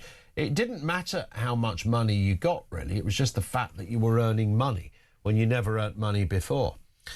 Louise says, my mum had a newsagent's huge number of papers. One boy did a round Monday to Friday morning, delivered a round each night. On a Sunday, he did 3 large rounds, went into the police for 32 years, then a contingency planning officer for Thames Police. A work ethic installed early. Yeah, did well out of that. It was extraordinary, the amount of, just the sheer amount of choice you suddenly had. It was so exciting, getting paid and coming home with your own money. Basic life lesson, nothing controversial about it. Can any of those jobs still be done? This one in from Annie says, I worked as a pharmacist's assistant in a chemist in Gloucester Road. Yeah, there are a lot of teenagers they wouldn't allow to do that these days, that's for sure. Be off their face. I got a train up there from Surrey, says Annie, which is brilliant. Another one here, Darren in Moseley. My first Saturday job at 14 was at a local cinema in Ashton-under-Lyne as an usher, checking tickets, selling hot dogs in the interval. It meant I had the funds to buy cigs from the ice cream van man for me and my mates during lunchtime outside the school gates. They're about 20p each back then. And, of course, you got to see films as well. I had a mate that worked in it. Anthony Whitaker, his name was. He worked, he wanted to be he was really into film, wanted to be a projectionist, and he got a job in the local cinema. That stood out as like, wow, OK, I'm working in Iceland. My mate's washing vans. My other mate, she's working in the newsagents. A couple of the girls are working in hairdressers. But Anthony is working in a cinema. That felt notch up territory, believe me. 0344 499 1000. I want to look at this story as well. It's there screaming on the front page of the Express. Migrants will get half of all new homes. Extraordinary story. It's long been the suspicion when governments say, well, we're going to stop using the hotels. OK, where are you going to put everybody then? Well, they've got a new home building programme. Is that really what that was for? You want to build X amount of 100,000 new homes? What, for people coming across the channel? Robert Bates is Research Director at the Centre for Migration Control. Robert, morning to you. Morning, Ian. I don't know whether this was intentional by the Labour government, but of course they made big promises. Angela Rayner was right up there. They were going to beat the old kind of, or match the Macmillan years building properly. Was it 300,000 a year or something like that? I can't remember what the specific figure was. According to this story, half of those homes could go to people that are just floated across the channel on a rubber boat. Yeah, and I think to add insult to injury, of course, the Labour government has plans to use taxpayers' money to buy up a lot of those homes for those coming across the channel. I think this figure more generally refers to, of course, the surge that we are seeing of legal migration. Of course, it has come down dramatically from the dizzying heights of the Boris wave, but it is still nonetheless a surge. It's still running net migration of foreign nationals at over 300,000 a year. And that is having a direct impact and has been having a direct impact on the housing market for many, many years now. And, you know, any government can come in and make all kinds of promises about huge house building programs, a number of houses they plan to build. The simple fact is now, when we've got decades worth of evidence to prove this, is that house building in this country is very, very difficult, and therefore actually if you're struggling to increase the supply at a necessary level, you've got to look at what is actually happening on the demand side. And it is an unequivocal fact that mass migration of hundreds of thousands of people every single year is making it more difficult for people to get on the property ladder, especially young people. And then we wonder why, we have young Brits leaving the country, or we have a fertility crisis. But then it's also having a direct impact on the rental market, especially in big cities like London, and actually making those that are there, have just moved down there for their first job, a lot more pricey and a lot more uncomfortable and difficult. I think it's a staggering statistic that in England, a third of all houses in the private rented sector are occupied by foreign nationals. That is a direct demonstration of the sheer impact this mass migration experiment has had on the ability of housing, and actually then the consequences when it comes to costs and stuff like that. It's social housing, for instance, hundreds of thousands across the country, not even British citizens. That's an implied subsidy of billions of pounds every single year. And unfortunately, actually, Labour now seem very, very happy with the current levels of legal migration. I think they're probably going to continue at around about this rate, 200,000 net total a year. And unfortunately, that is going to continue compounding the problems that we already have. Well, let's have a listen to this clip. You will remember this from last year, Keir Starmer at the Liaison Committee, when he was asked about housing migrants. Here's what he said. Just a pinpoint before. What other accommodation precisely are you planning to take over to provide temporary accommodation for families? Oh, there's lots of housing in many local authorities that can be used, and we're identifying where it can be used. But I mean, look. Sorry, could you give us? Have you got any examples you can give us? No, but I'll write in and give you details. Because I could say certainly in a number of our local authorities, already picking up from around the table, there isn't a lot of spare housing available. If there were, councils would be able to be dealing with it by now. Well, exactly. I mean, quite extraordinary, Robert. A couple of points on that. By the way, he never did write to the committee and embroider on that answer. His rather casual, we've got loads of houses. No one ever has said we've got loads of spare houses in this country for years, because we haven't, for anyone, regardless of who they are. We've got a housing shortage. But that was the Prime Minister's view, which puts him massively out of touch with reality. And, of course, the situation isn't getting any better. It means Labour are going to miss their own target of building their 1.5 million homes, which is what they set out to do. And of the ones they are building, a good chunk of them are going to migrants. This has gone horribly wrong, and it's a situation, Robert, that's probably not going to get better anytime soon. Inevitably it won't. And I think, even if they were able to meet their target of building, a huge number of houses, do we really want that to be the state of our country, just us endlessly concreting over, the green and pleasant land, inflicting sort of increasingly small villages with huge house building projects? On the illegal migration front, the government's plans to close hotels is going to massively backfire on it, because they simply are going to struggle to access easily available accommodation for the exact reasons that you pointed out. There aren't many houses that are easily accessible, and that means that they are going to therefore get more and more assertive with local authorities and start pushing in central government interference in housing markets on local level a lot more to get their hands on this accommodation. Because we know one thing about this Labour government is that asylum seekers and the need of meeting this ever-burgeoning chaotic asylum system becomes first and foremost, and any other consideration is discarded to meet this one end. And therefore, I do think it is inevitable that we will see local authorities and local areas see a spike in asylum seekers at the same time that their waiting lists are exploding. Over 1 million households sort of on a waiting list, stuck in unsatisfactory. And the idea, when we have debates about immigration, cultural assimilation, what it means financially, and when we talk immigration, we're not talking about people who come over here as a neurosurgeon to work in the NHS. That's fantastic, or some amazing job in the world of science or IT, or even those that diligently work in care homes. We're talking about people that won't end up in any of those kind of jobs. And there's the massive issue. And if you're on the housing list, that rubs a bit. You just mentioned it there. The numbers are absolutely huge, Robert. If you're a young couple and you want to get on a housing list, you've got pretty much zero chance of that happening. So if you see a group of people put into an HMO or whatever the situation is, that's going to annoy you, and rightly so.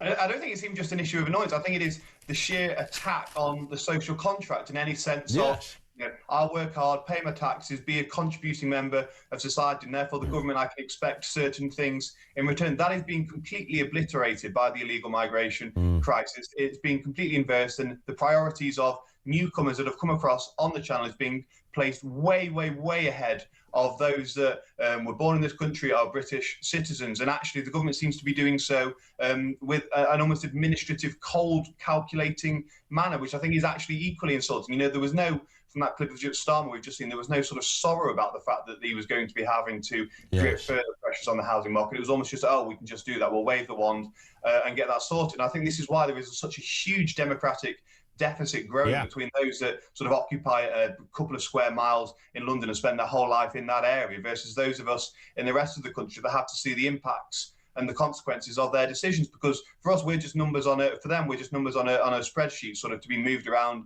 and fiddled with. Whereas actually this is a country that has millions of people that are desperate to see things turn around. And unfortunately, as we saw, more migrants coming across the channel, still record high levels of legal migration compared to historic norms, and nothing now seems to be on the table to turn this around in any way, shape or form. Indeed. Robert, great to have you on. Thank you. Robert Bates, Research Director at the Centre for Migration Control. Your thoughts on that? You can voice notice, call on the housing. I mean, getting on the housing ladder, I just, we're talking about kids getting into work. And then, of course, the next step is getting on the housing ladder in some shape or form. I mean, that's proving to be something that wasn't, particularly controversial. You had to think about it. You had to save for it. You had to make a plan, whatever your circumstances. But it wasn't controversial that you might, at some point, as a grown adult, want to live in a house. Pretty rudimentary stuff, right? You can voice note us there as well, 0344 499 1000. On that issue of employment, this is Alan in North Yorkshire. How you doing, Alan? Morning to you. Good day, mate. Lovely to talk to you again. You too. I don't want to go into it this morning, but I just want to say a thank you for all those kind people. There were a lot of lovely comments after you called, and they weren't patronising comments. They were just decent comments, Yeah, I'm sure there's a few snotty ones, but no, I didn't see any. Honestly, everybody was really caring after that last call we had last week. Right, good. Thank you for that, Ian. Not at all. Anyway, here we go. A bloke up the road from me. Yeah. He's been unemployed forever, and he's driving around in a 2-year-old motor car that he bought fairly recently, right? He's got Sky Television, for example. I haven't got Sky because I don't want it. Okay. But that's by the by. There must be a way.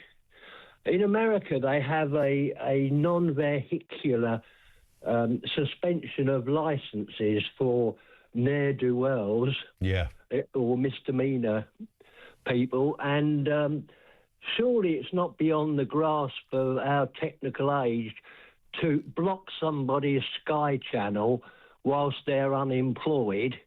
I'm not talking about a blanket.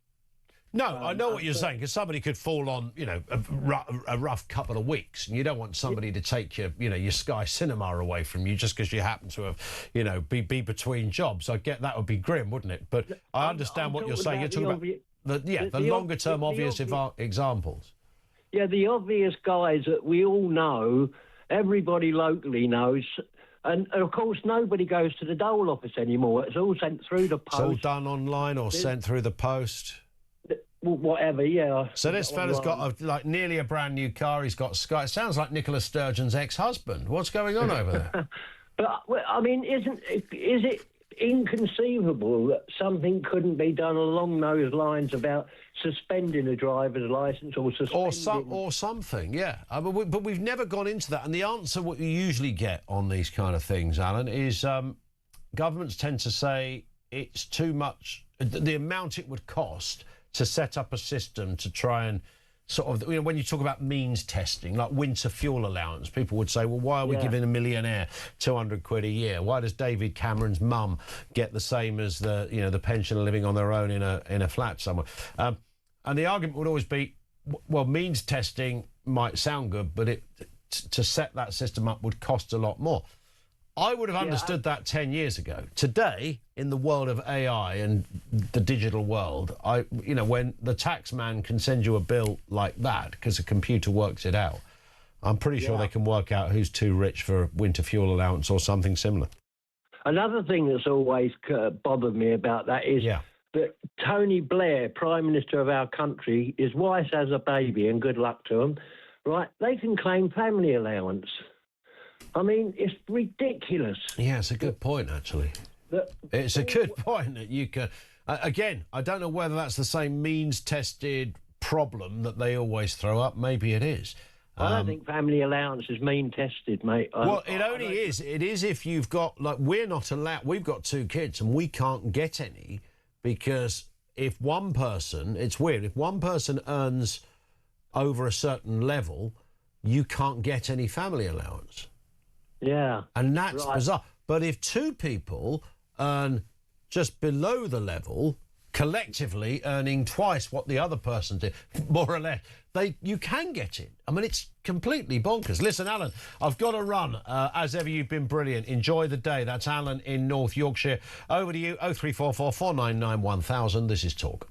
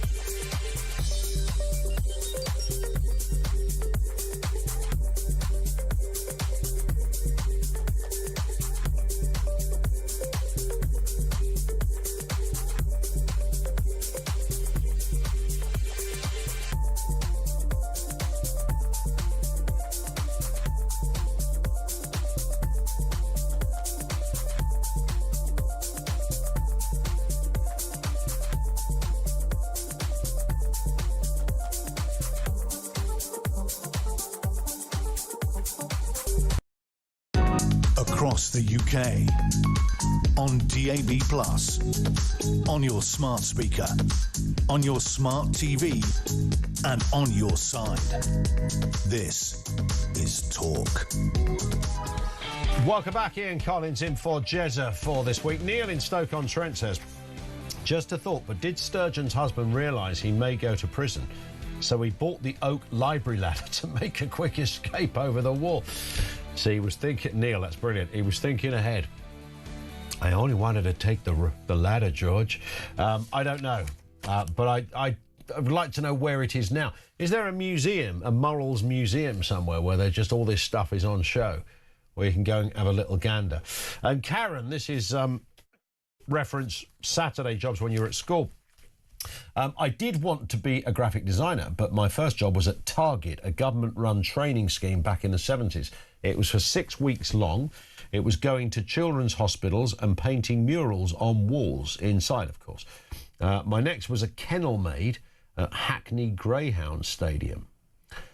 My other half, I think, worked at Hackney Greyhound Stadium when she was about 16. Was it the one at Hackney? Because that was famous. I'm sure it was. After many jobs and studying at the grand old age of 48, I started working teaching graphic design. Oh, and I helped the milkman as well. Love it, Karen. An assortment of delights there.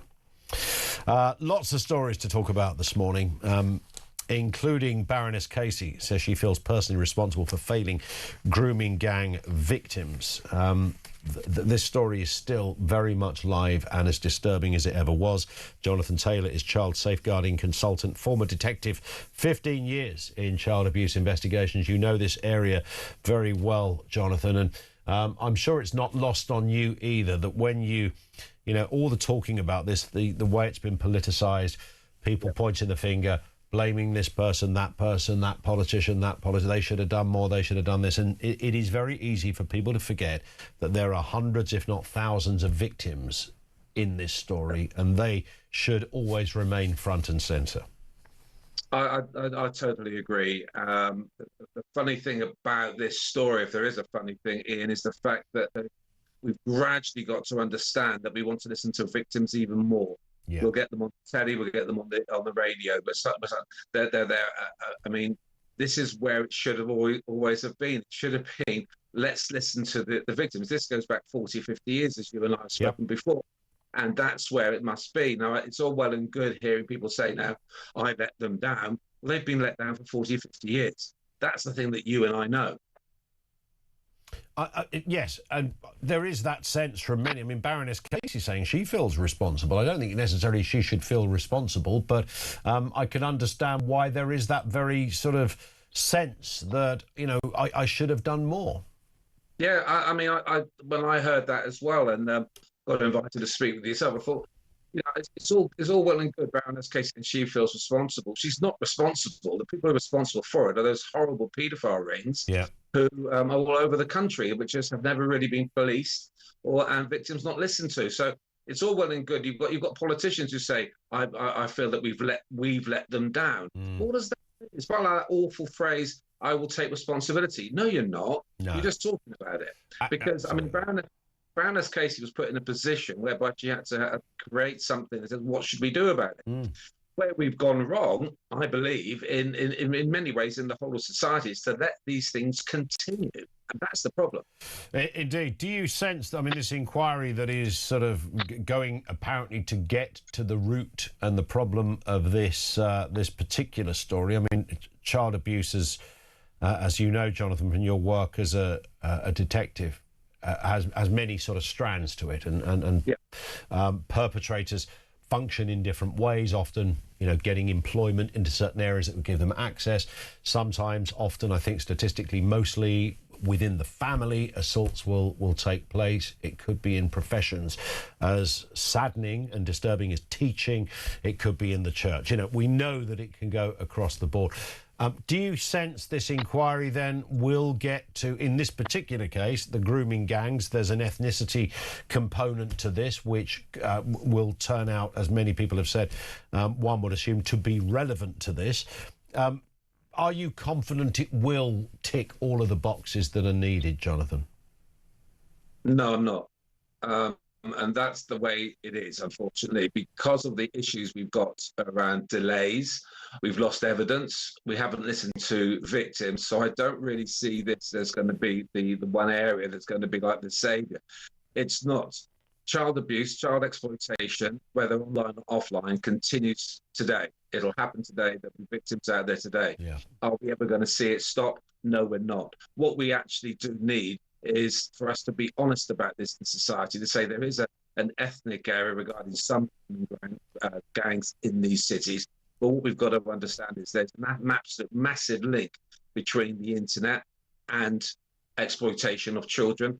Let's start to look at legislation in a way it's going to be effective, not things like Online Safety Act, which doesn't really work. On one note, say, Ian, is that, you know, we talk about China a lot. China at the moment is the only country putting pressure on parents to do something about it, actually legislating its parents that you must do this.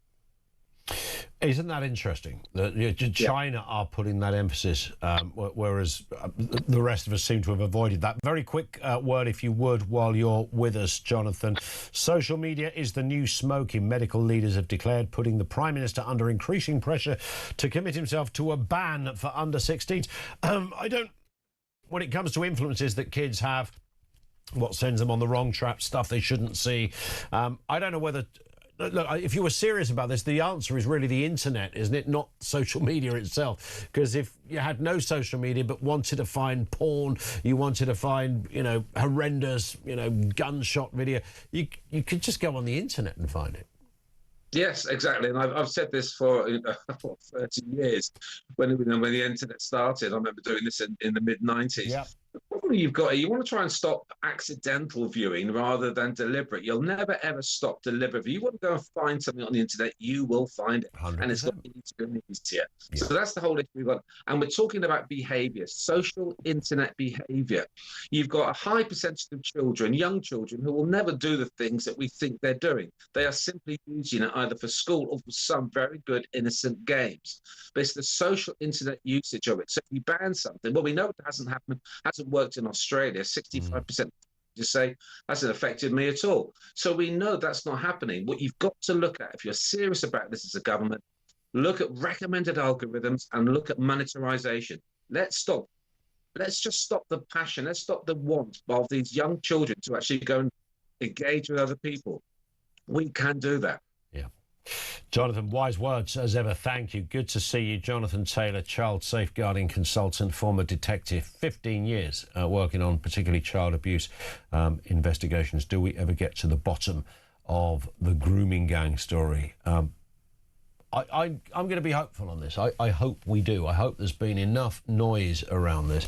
I don't think, and it's terrible to even think like this, that you ever fully stop something, because I don't know how you can, like any form of criminality. I don't know if you can, but what you try to do is make sure the system is there for the victims, and that's what marks out the grooming gang inquiry, because people often go, but what about these white guys? Look, there's a grooming gang. And rightly investigated and highlighted.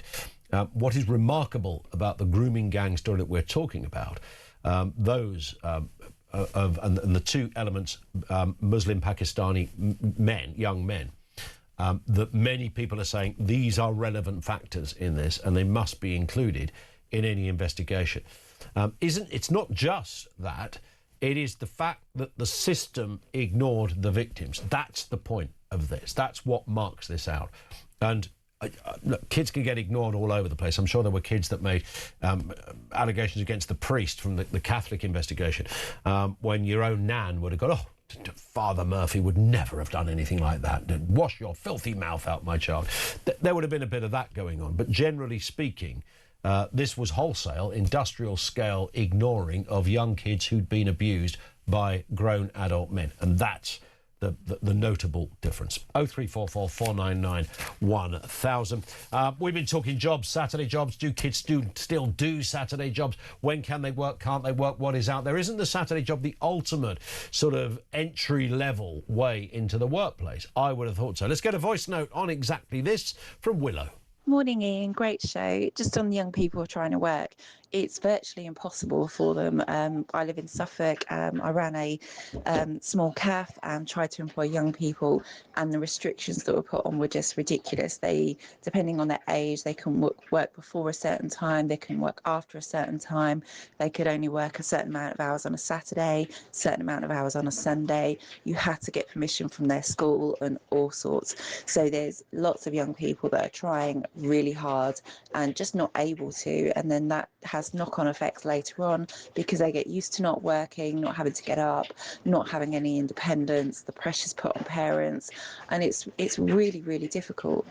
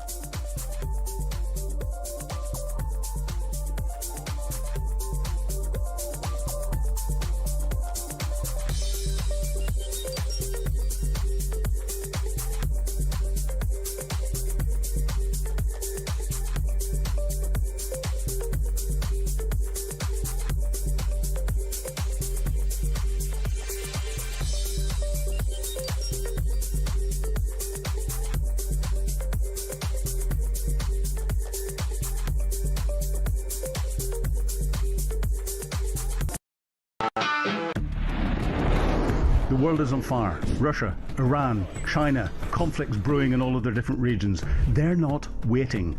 But here in Britain, our armed forces are underfunded, they're undermanned, and they're underprepared. And nobody in government wants to talk about it. Well, we do. I'm Philip Ingram, and I spent my career in the world of intelligence, military planning, strategic planning, and unfortunately, conflict. This is Talk War, and this is where we analyse the conflicts shaping our world.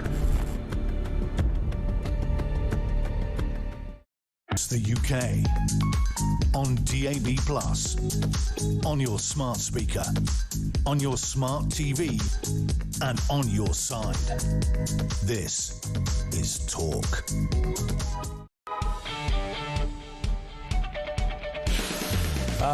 Brilliant. 0344 499 1000. We were just talking here as to why more people, a lot of areas have sort of WhatsApp communities. There's like neighbourhood communities.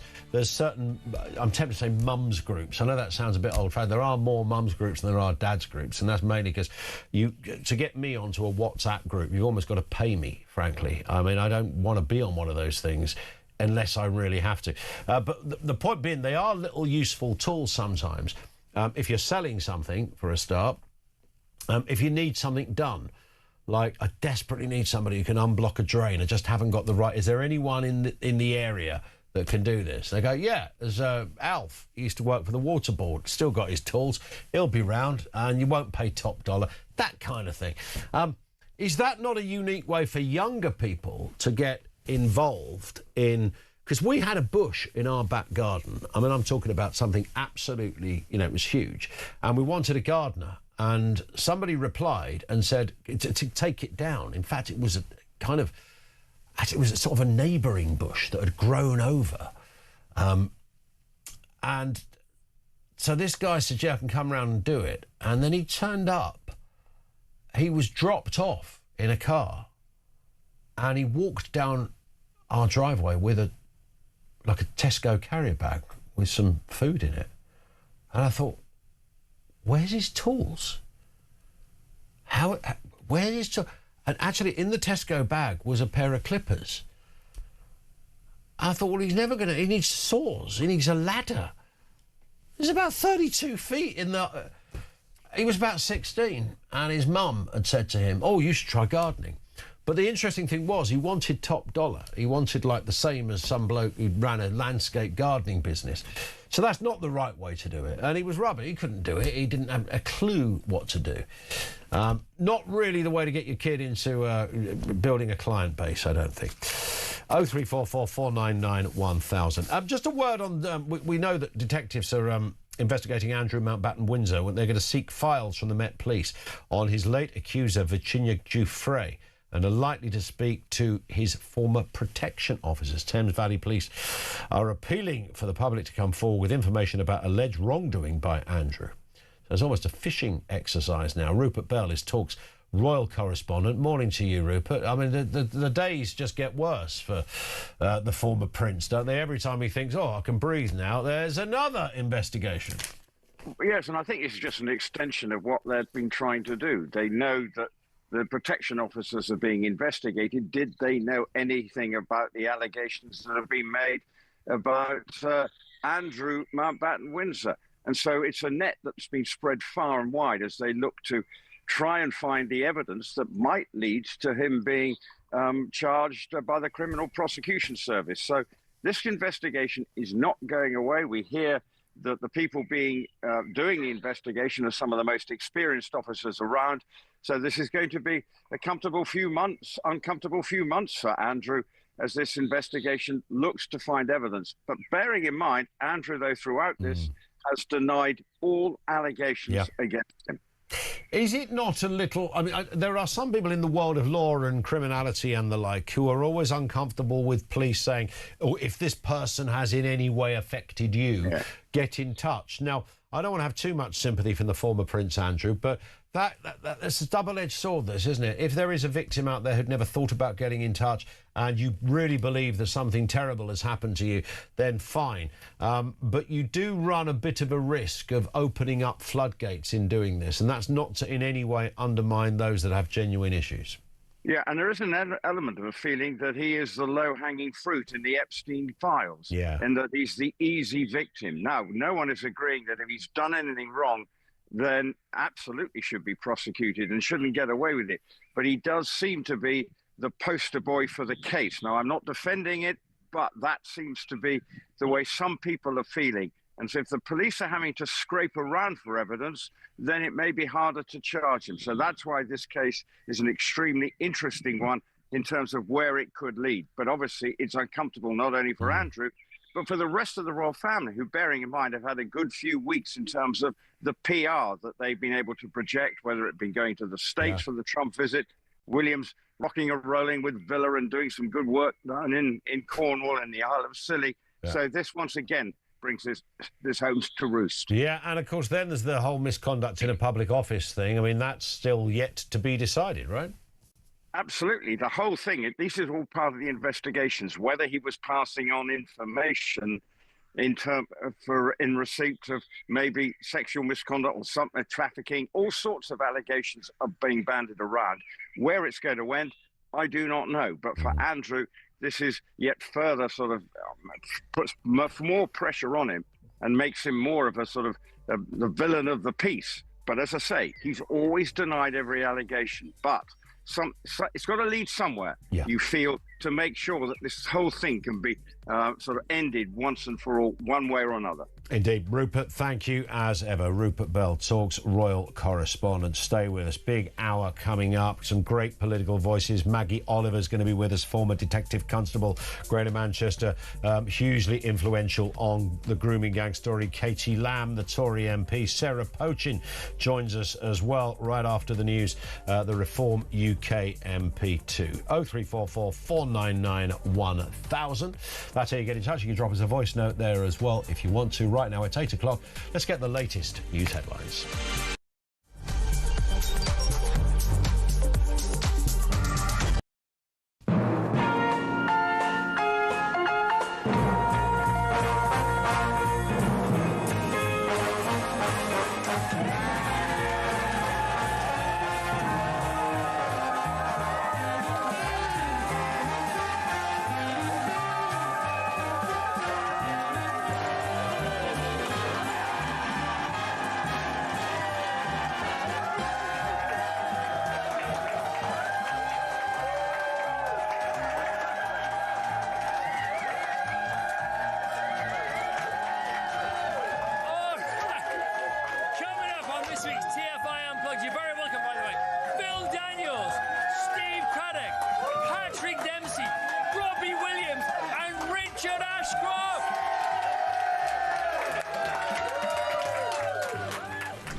The UK on DAB+, on your smart speaker, on your smart TV, and on your side. This is Talk.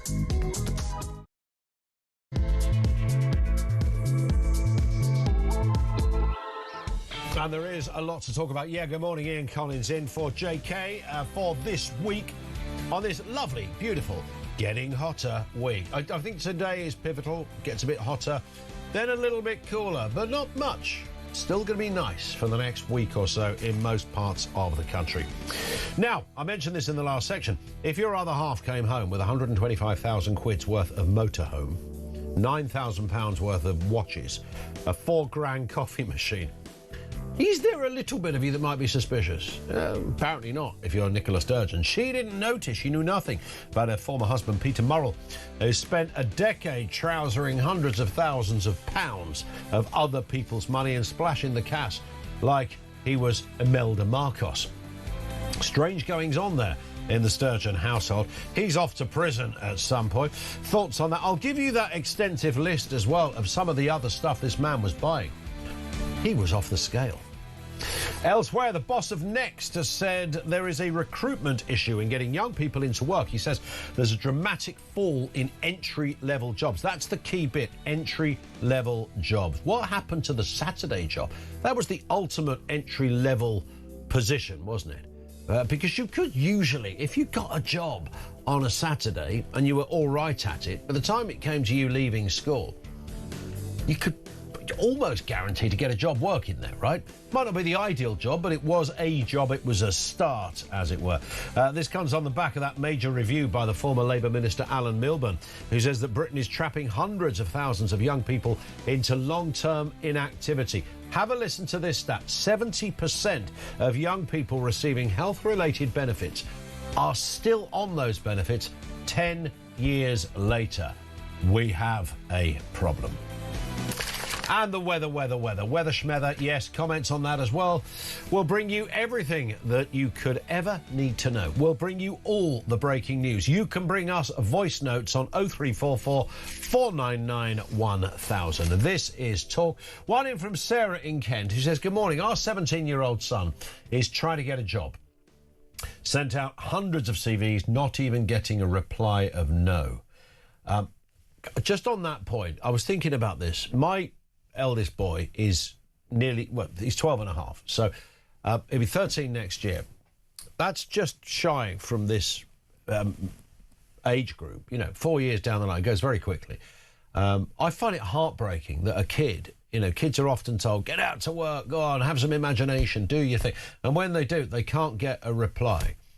I think that is an outrage. And if you're a company and you don't reply to somebody applying for a job, whether they're a kid or not, but I think it's particularly poignant when it's a 17-year-old who's setting out into the workplace, you should be compelled to give a reply. It's not just the decent thing to do. It is, because it is thoroughly just normal and good manners to do something like that. Thank you for your inquiry. Sorry, we've filled the position. That's fine. A no is fine. It's all part of the process. So it's not just a decent thing to do. It's also a really helpful thing to do for the overarching workplace and the systems we run.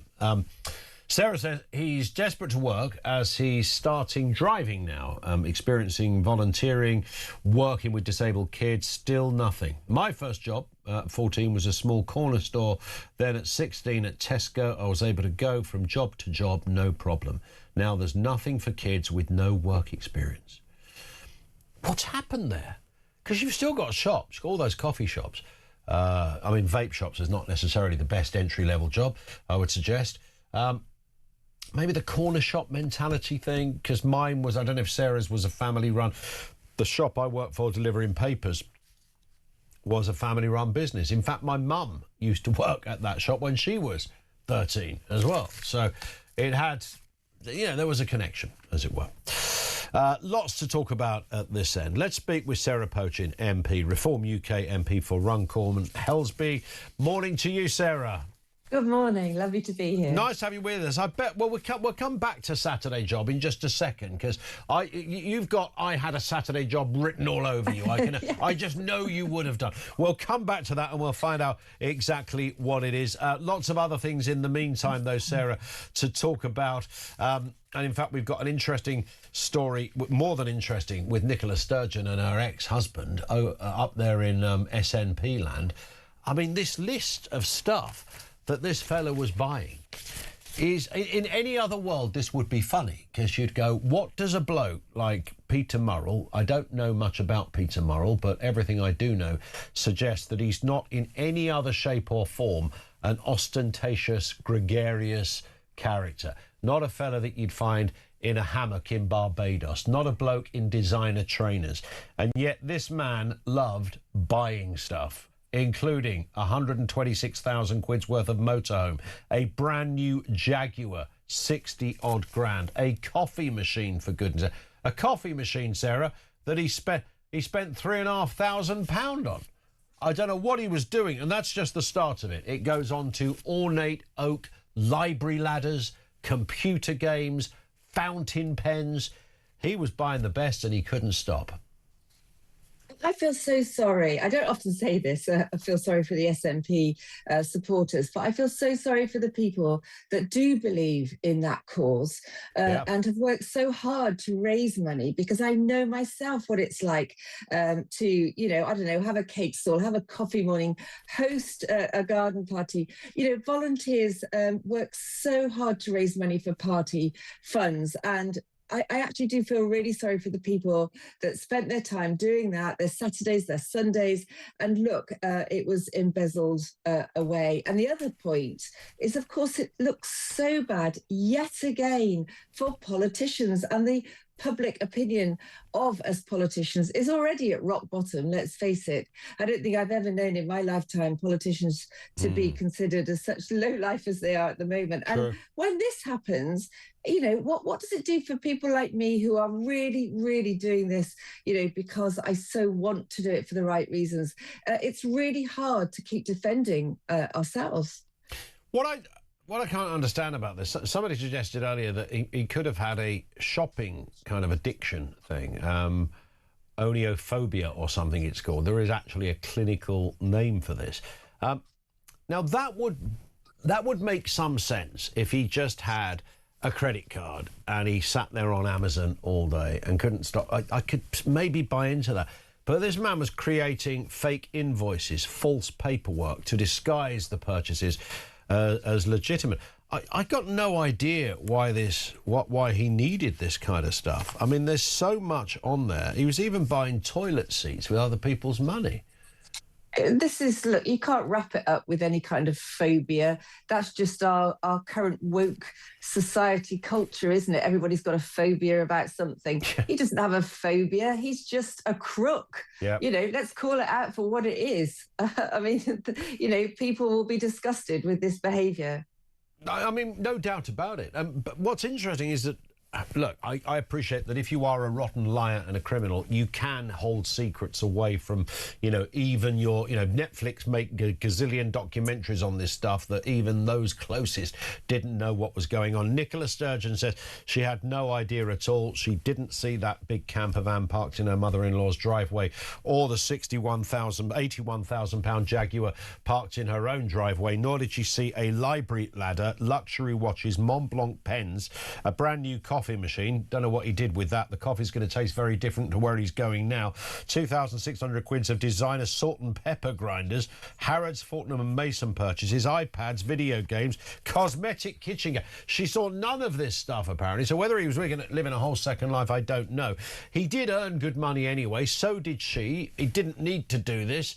I mean, it's mad. She's no longer the leader, of course, which makes her position rather different had she still been in charge of the SNP.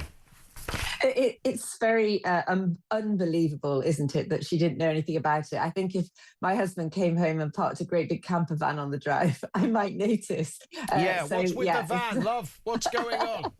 It's absolutely ridiculous to claim that she didn't know. But look, you know, we'll see Teflon Nicola. We'll see if any of this sticks, won't we? Indeed. Let's just look to politics on the other side of the border. This is over there in Makerfield, where we're reading today that, I mean, even if this is close run, Reform and Labour. Could be scuppered for you guys, maybe by Restore, that could split the vote. I know you're not focusing on that, you're focusing on winning it. What I do find interesting about the whole thing, Sarah, is that Keir Starmer, because obviously Andy Burnham wants the job as Prime Minister, Keir Starmer would be toast anyway, even if Andy Burnham didn't win this by-election. Yeah, there's so much going on with this by-election. It is without doubt probably the most important by-election in British history, almost, that we're part of. And yes, it is a two-horse race between between Reform. Oh my God, I'll be sacked for saying that. There's a lot of R's in this. Between Reform and Labour, that's of no doubt. The stakes are very high for Keir Starmer. Yes, he'll go whatever happens.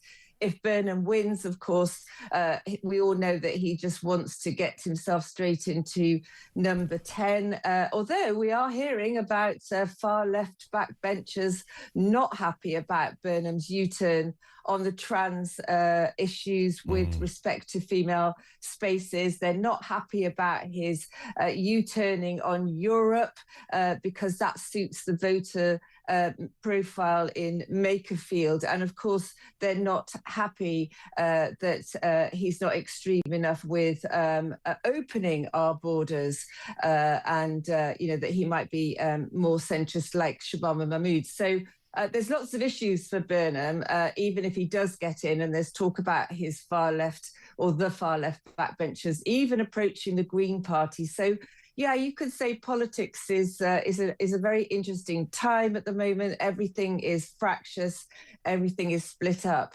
But the fact is, look, when it comes to reform, we will just keep our heads down. We will keep knocking on the doors. We'll keep going with our message. And with respect to Restore, the message out there is clear. Look, Restore can't win. If you want to get Burnham in as Prime Minister, then, you know, a vote for Restore is a wasted vote. You have to vote Reform to keep Burnham out of Downing Street. Well, on the kind of, I mean, people obviously have their own choices, don't they? Can vote for anyone, and those that are in Restore say, well, actually, they feel that, you know, Rupert Lowe and Restore are saying some things that Nigel Farage isn't saying. Mr Farage isn't going to apologise for that. He's a different party. So people are free to do that, of course. And similarly, just to draw attention to this other story, Sarah, a reform Tory pact or pacts would lead to dozens more right-wing councils. I'm looking at this story from Gordon Rayner in The Telegraph today, that England would have, this is just England, would have 23 more what you'd call right-wing or centre-right councils if Tories and Reform were prepared to form coalitions. So what I'm extrapolating from that is that it's in both of your interests, both parties, Tory and Reform, to, on certain occasions, get together and make it happen. Look, Reform are never going to form a pact with the Tories. We don't want to be just another, renamed Conservative Party. And actually, we're doing very well, thank you very much, winning council seats by ourselves. There's a lot of former Conservatives, including yourself, in that in Reform. I'm doing it now. It's dangerous. Suella Braverman, Rob Jenrick, and others. I mean, it's made up of Tories, isn't it? Well, look, we've all got a political sort of past, haven't we? I left the Tories 5 years ago in disgrace at their stance on all sorts of things, but immigration and Brexit being one of them.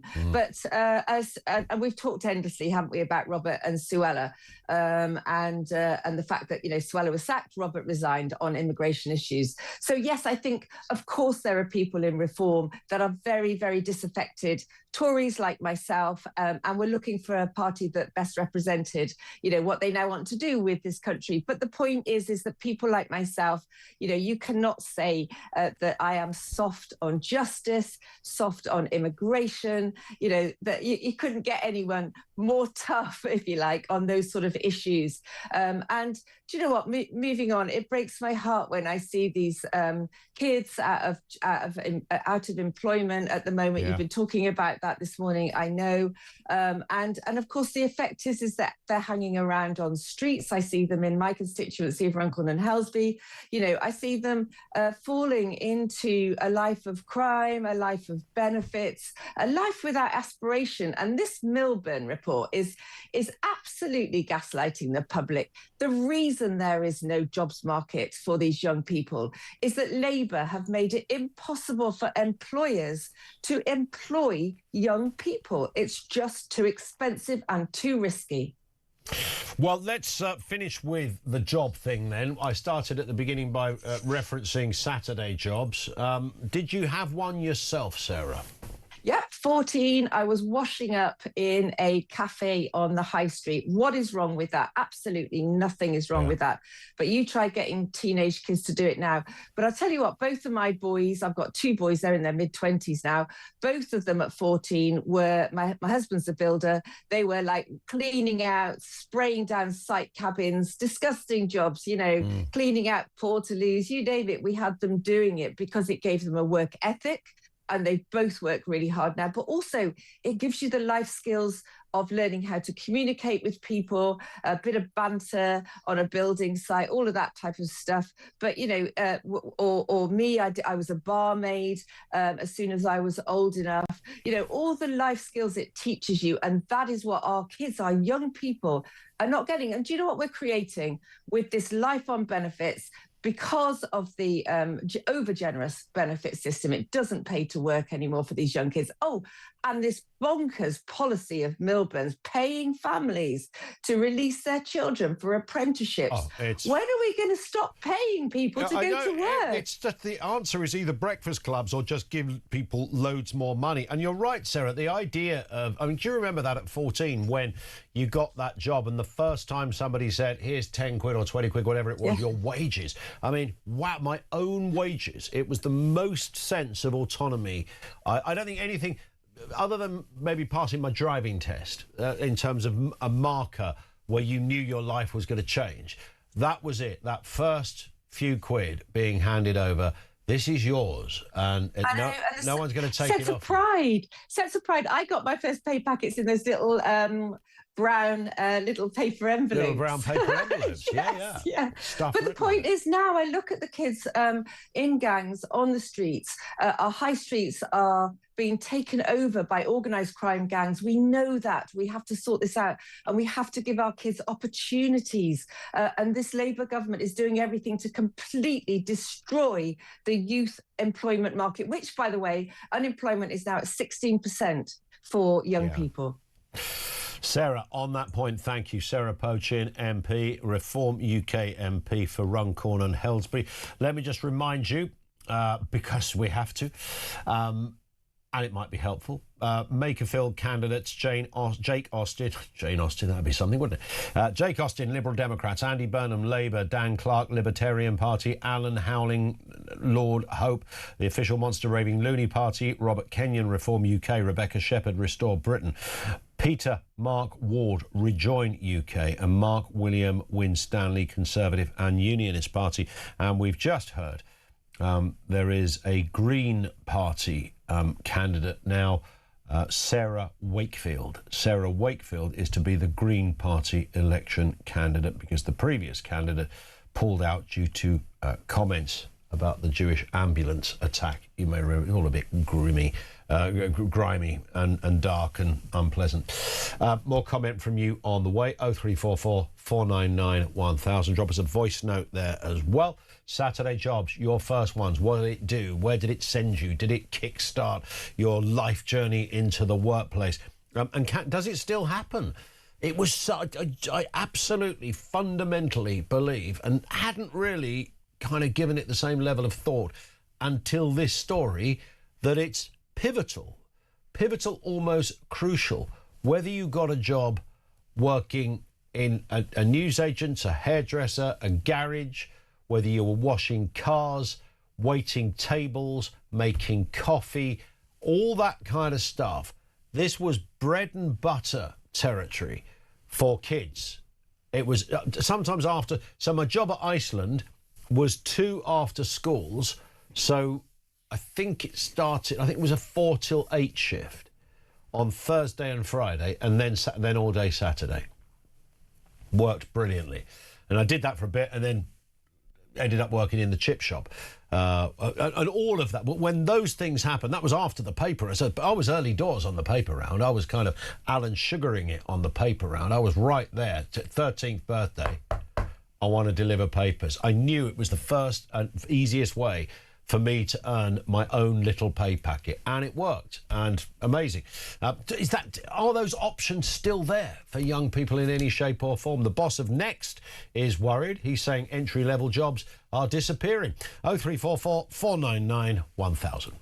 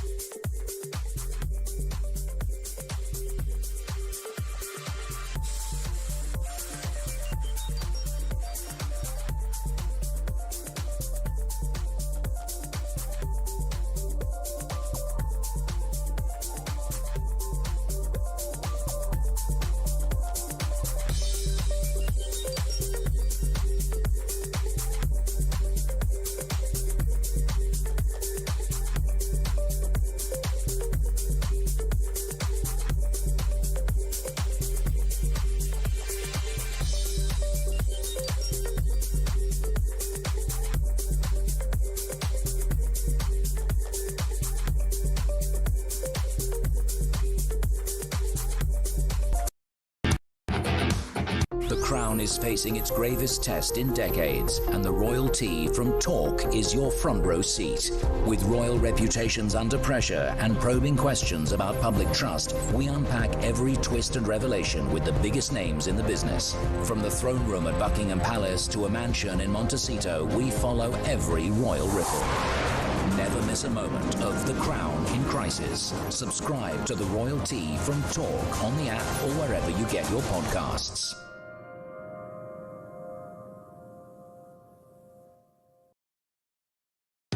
Across the UK, on DAB+, on your smart speaker, on your smart TV, and on your side.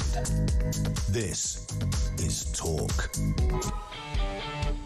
And good morning, 24 minutes after 8 o'clock, it's Ian Collins in for Jezza for the remainder of this week. Some great Saturday morning messages coming through as well. We're talking social media, parents, the curious case of Peter Morrell and his spending proclivities.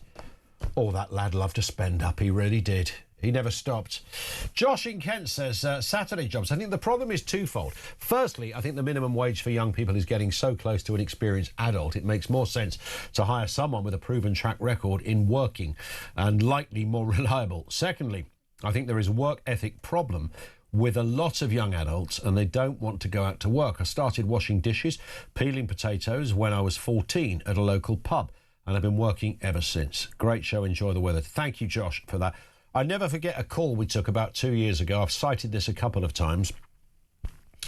It was a discussion about Saturday jobs, and a guy came home from work, said to his daughter, who was looking for a Saturday job, I've just seen, it was Costa or Starbucks, whatever, they're advertising. They want part-timers. And his daughter looked at him and she said, Dad, why would I do that?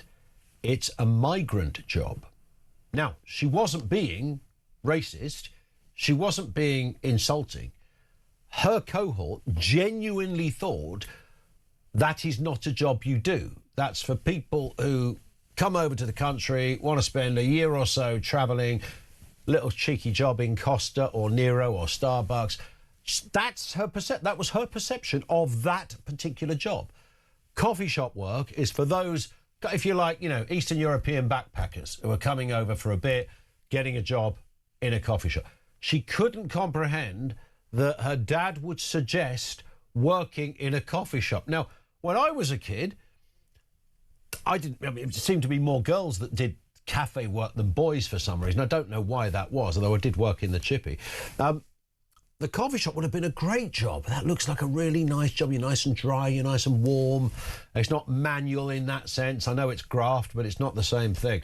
So I do think, just to go back to Josh's point, I think the perception of what a younger person will do has changed, not with everybody, but to a degree. Is social media the problem as well? Let's talk to Paul Scully, former Conservative MP and former Minister for Tech and the Digital Economy as well. Paul, good morning to you. Morning to you, Ian. Great to see you. Yeah, you too. Did this, when you were Minister in this area, the digital economy and stuff, did this come up then? This, how dangerous is social media? Oh, totally, because I was the one of the bill ministers that finished off the online safety bill, which is all about this. And I mean, bearing in mind, it's interesting, of course, because I took it over. Michelle Donnellan was my boss as Secretary of State. She'd taken over the role from Nadine Dorries, who's now trying to get the online safety bill chucked away, even though she was the one that sort of like was really going into adult stuff and talking about legal but harmful, when someone else in government would define what's offensive or not. It was always about child protection, though. That's what we ended up doing, how to protect children. I think a social media ban, in my view, at this stage, just goes too far, because you lose all the good things. It's not like smoking, where there is no benefit in smoking. There are benefits in social media, but there are real risks as well. Are there...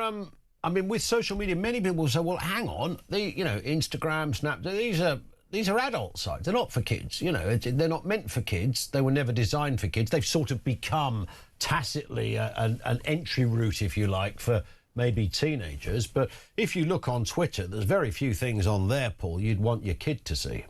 Well, Twitter X has become a bit of a cesspit. I mean, I think we all know that. So there are different types of social media platforms. You can't generalize the whole lot because of one. Fair. I mean, to be fair, Instagram, Snapchat, those kind of things are aimed at 13 years plus. So if you're younger than 13, you really should not be having. Your parents need to absolutely step in. And I think the problem with a ban is that it just a straightforward ban is it totally negates the role of parents in this process as well. It's their easy thing to just park off the children. But actually, when you compare it to cigarettes, as I think West Streeting has done, the last thing I'd do is use that, because if you look at cigarettes, and like cancer research talk about 28 billion cigarettes are smoked every year, and yet the government only collects tax on 14 billion cigarettes smoked. So half the cigarettes smoked they don't even know about because they're not paying attention. So that's the same with social media. If you just start banning things in a typical government way, you'll probably miss the whole point,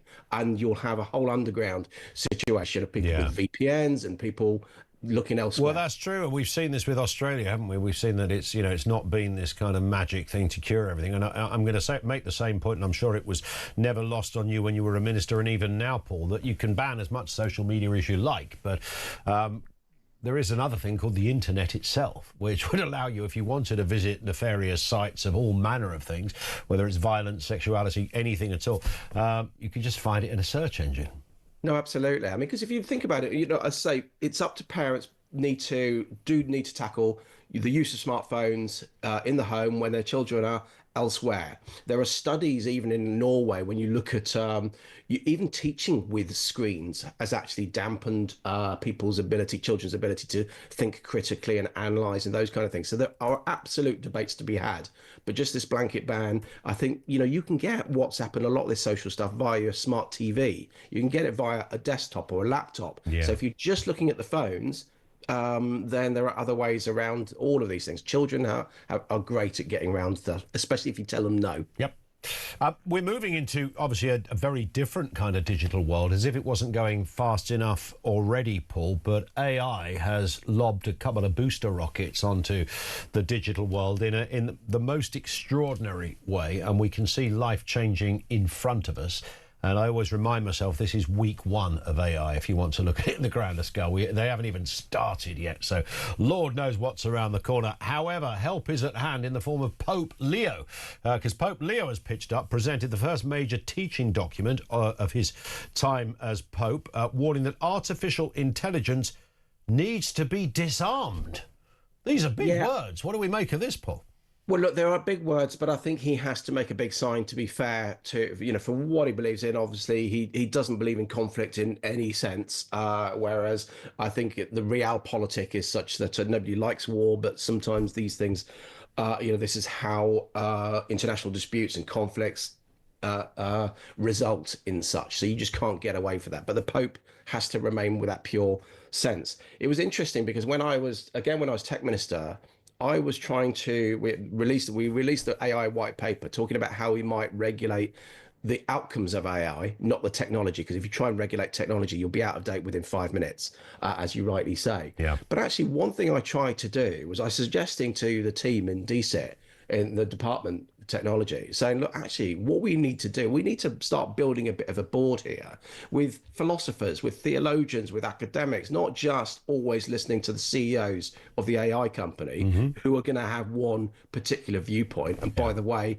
it's a slightly blinkered viewpoint, because without being too disparaging, if you've got a brain the size of Saturn and you're the head of one of these companies, you're going to be slightly on the spectrum in terms of your viewpoint on coding and the world around you. Fair. So I don't want them running policy. Yeah. Fab to run the products. So having these voices are important. And if you look at warfare, you look at Ukraine, Eric Schmidt from Google was just talking about the fact that almost the front line in Ukraine at the moment, because of drones, is almost like trench warfare now, where the trench, if you're getting shot in 3D, if you're moving along that front line. So it's getting more and more savage. Indeed. I can't imagine many tech companies listening to the Pope, and we know that Donald Trump had his own, I'd forgotten about this until this moment, actually, a bit of a row, didn't he, with the Pope a couple of weeks back, and I can only imagine Elon Musk will be very happy to continue that fight. I don't imagine the Zuckerbergs and the Schmidts and the Musks of this world are likely to be taking counsel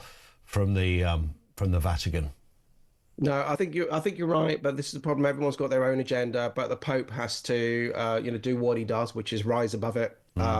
Speak on behalf of humanity. And the thing with AI, what we've always got to remember with AI, I actually train people on the use of AI when they're around government, and I always say things like large language models, not necessarily drone warfare, but use it like an intern. This is an intern that never sleeps. But if you have an intern in your office, you're talking about Saturday jobs and work experience and the like. If you go and you would check what their work is, which improves it. Yeah. And with AI, people forget to do that sometimes. They think it knows everything, it can do everything. You've always got to have human intervention. Indeed. Did you have a Saturday job, Paul? I used to go to school on a Saturday, so I couldn't do that. But I used to have holiday jobs. So I did a few weeks in McDonald's. I washed dishes in a hotel. Yep. So I did all that sort of stuff. But yeah, it's school on a Saturday morning, then rugby in the afternoon. It's a great way, isn't it? We were just talking on the wider point about kids getting into work and work ethic, and that first time as a teenager that you get given a few quid, your own wages. It's not your mum or dad's. It's literally yours, and that is a totemic moment. It really is. It really is. And what we don't do is enough in this country is teach entrepreneurship and that kind of sense of being having your own efforts to earn your own money. Yeah. That can do one or two things. It can really give you the work ethic to go into a company and a career later on down the line. It can also give you a taste for, actually, you know what? I've got a business idea. I can spin that paper around into delivering other stuff as well while I'm doing it, or whatever it is. Just inspire a little bit of entrepreneurship, I think, is a good thing. Yeah, spot on. Paul, great to see you again. Thank you. Paul Scully, he is, of course, former Tory MP, but more prevalently for this subject, former Minister for Tech and the Digital Economy. So he knows his way around that story of, do you ban social media? There is certainly stuff on there that you can't, it's quite naive of politicians to talk about this sort of subset of social media groups. So social media is, WhatsApp is also social media, by the way. I've got a friend who will argue that it's the worst of all social media. And there was I keep hearing these stories. One kid, this was only last week, somebody told us this, their child, I'll say, was on a WhatsApp group with 370 other people on it. Now, I don't know what your phone could look like with 370 people on a WhatsApp. It was the entire school year, basically, or whatever. And previously, literally another friend, a very close friend, had the same experience with their daughter, where the whole year was on it. Girls were waking up in the middle of the night to check to see if anybody had written anything bad about them. So the WhatsApp thing gets a free pass in this one, but some argue it's worse than all, because it's so personal to you, and it's your friends, and, kids of 30. If somebody had said that, look, as a radio presenter, people say weird stuff about you on social media. I can take all of that. I always question what the kind of psychological makeup is of someone who commits those words to a total stranger. It's a bit weird, but it doesn't bother me in terms of being insulted. If I was 13 or 14, oh boy, would that bother me. That would keep me awake at night. So I get that there are issues around it, but and we all understand that. But there are also other issues. When governments consider banning stuff, I worry about what else is on the list. Yes, you can say I want to ban bad things. Well, there's a lot of bad things in the news. Does that come under your ban as well? Will I be banned from writing something legitimate, or broadcasting something that we want to put onto social media? And they say, oh, no, sorry, that doesn't pass the test. That's where it gets a bit sinister. 0344 499 1000. This is Talk.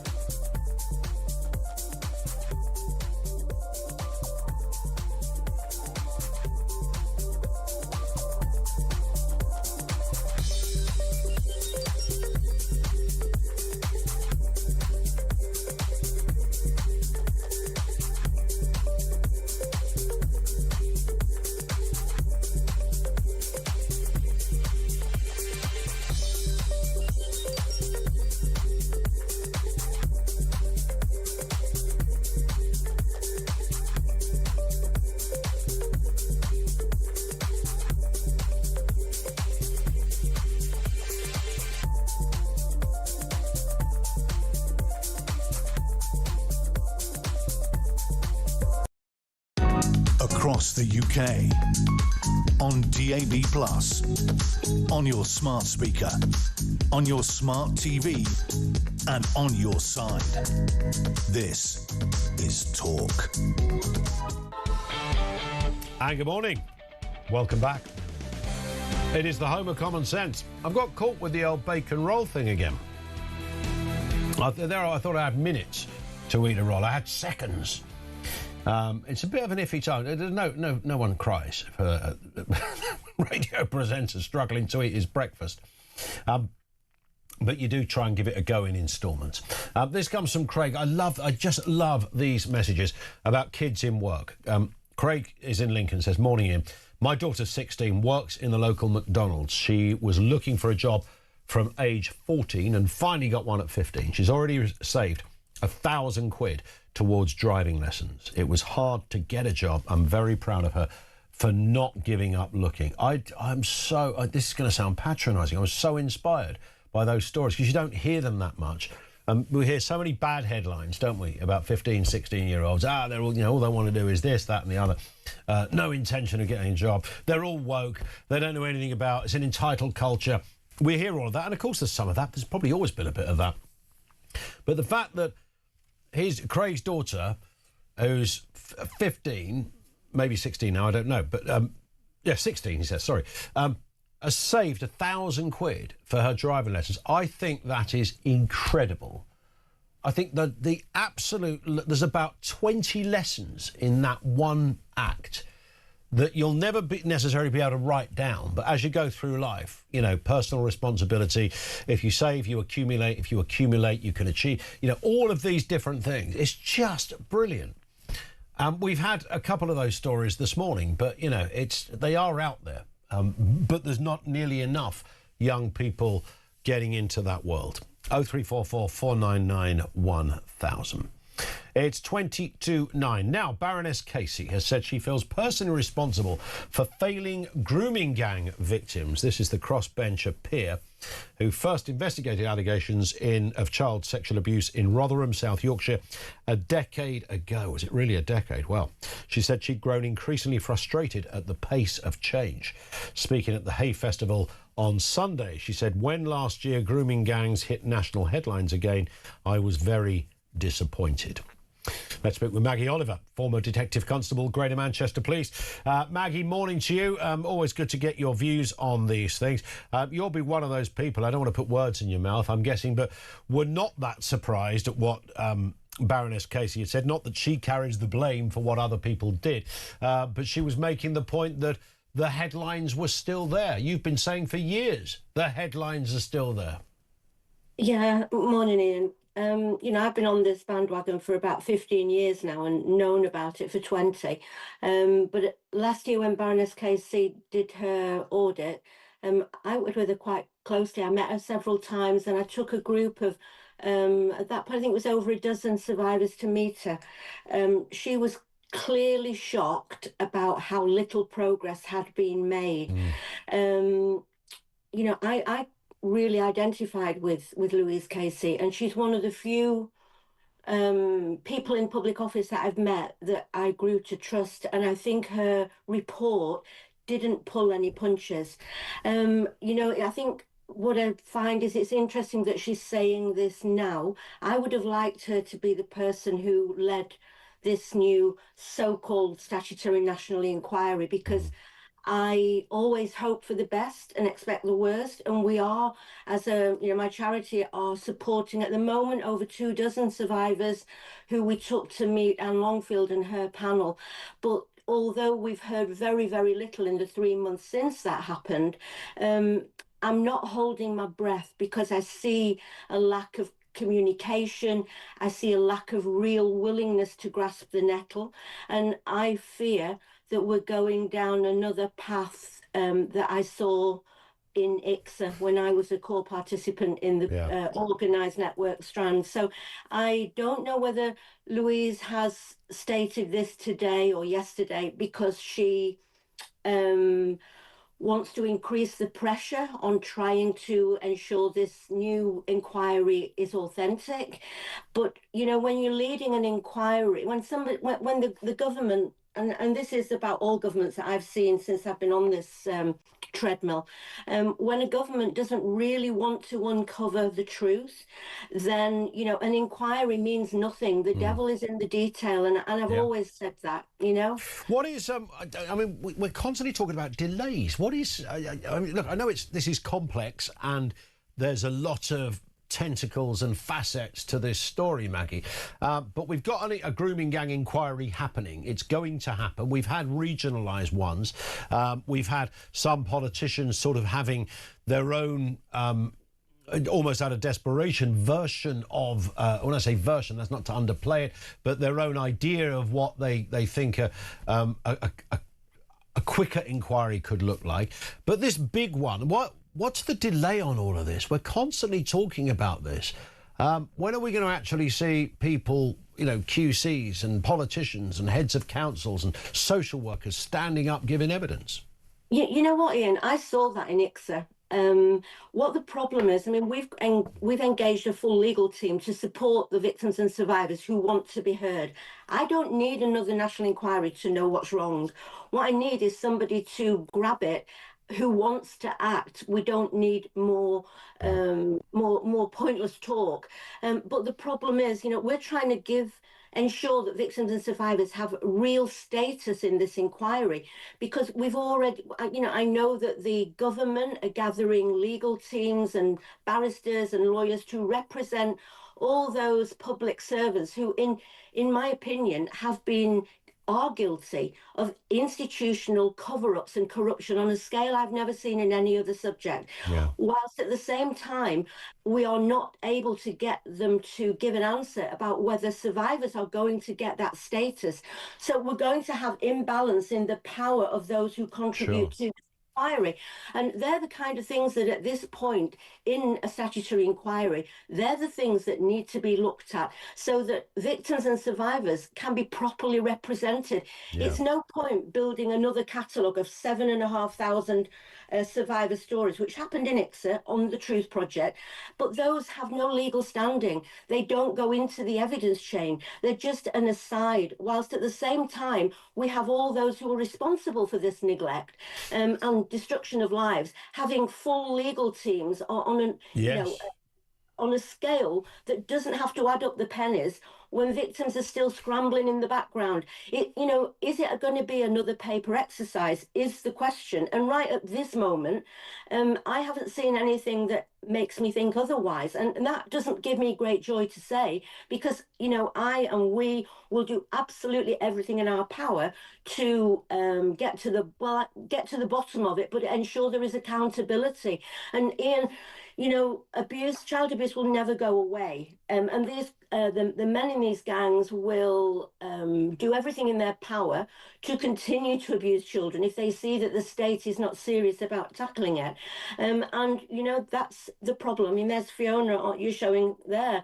You know, she's fought for 20 years. Yeah. Last week, for the first time, Bradford Council, that has now changed hands and become, I think, a Conservative council, have said they want to see Bradford included. They're the things that shouldn't take 20 years to get a council to say, we are going to look at, you know, industrial scale rape of children by men who are old enough to be the granddads. Yeah. So, you know, talking the talk is all right, but I want to see them walk the walk. And my value in this is not because I need another inquiry, it's because I know where those pitfalls are. Of course.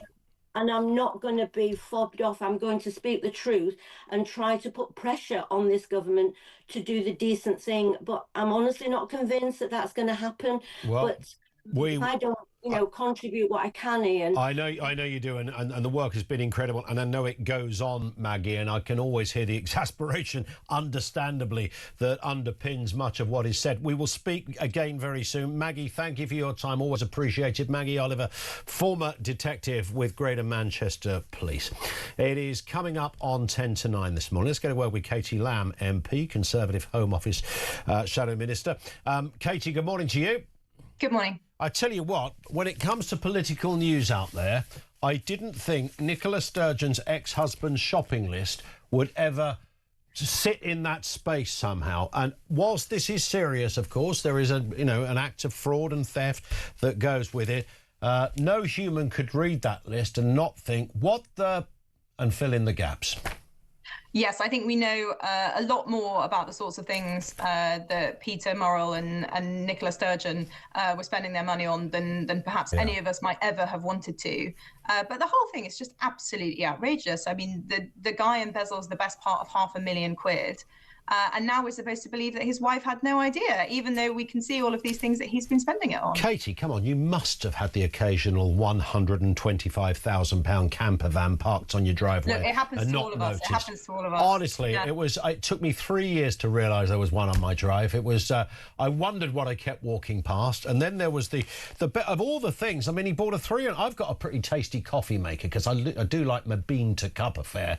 But it didn't cost £3,500, I can tell you that much. And I don't know one that... Go on the John Lewis website. I don't think you'll find one for £3,500. I know, what is it, gold plated? Like, the whole thing is completely mad. It's utterly bonkers. And it seems the ostentatious nature of what he was doing here. I mean, and then to top it all, this kind of unassuming, sort of fairly grey character was apparently spending his free time gaming, playing Grand Theft Auto and Battlefield 4.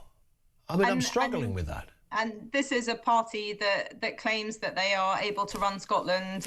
Nicola Sturgeon is still saying that she had no idea about any of this. And past a certain point, you have to think, how stupid do they think we are? It's just not possible. No. Like nobody, unless you were already so unbelievably wealthy that £500,000 didn't touch the side. Correct. That's almost nobody, and it's certainly not, as far as I'm aware, Nicola Sturgeon and Peter Murrell. How could you possibly see your spouse keep buying and bringing home all of these incredibly expensive things and not wonder where the money had come from? I mean, the two weird ones on this. He bought 8 umbrellas, by the way, during this time. I don't know why, for nearly £2,000, about 8 umbrellas. Wouldn't you say, if your husband or wife came up, darling, can you stop buying the umbrellas, please? I think we've got lots of umbrellas. There's only 2 of us living. £2,000 worth of umbrellas. But the best one is that he bought an oak library ladder. Now, I've been to some of those tasty houses before where you might need usually through work and connections, or where you might need a ladder to go across. Rees Mogg's probably got one of these knocking around. Those kind of things. You've got to climb up it to see the books. The Sturgeon and Murrell lived in a fairly ordinary, middle-class, detached, quite neat and tidy house. I don't think there's a library in there. I don't even think the motorhome, as beautiful as I'm sure it was, had a library in it. Why did he need an oak ladder? A library ladder, Katie? It just seems like he has taken this money that didn't belong to him, he's embezzled it, as we now know, he's pled guilty to doing so, and has just spent it on things that made him feel good about himself and made him feel like he was a sort of wealthy, important man. It's not only is it criminal, it's pathetic.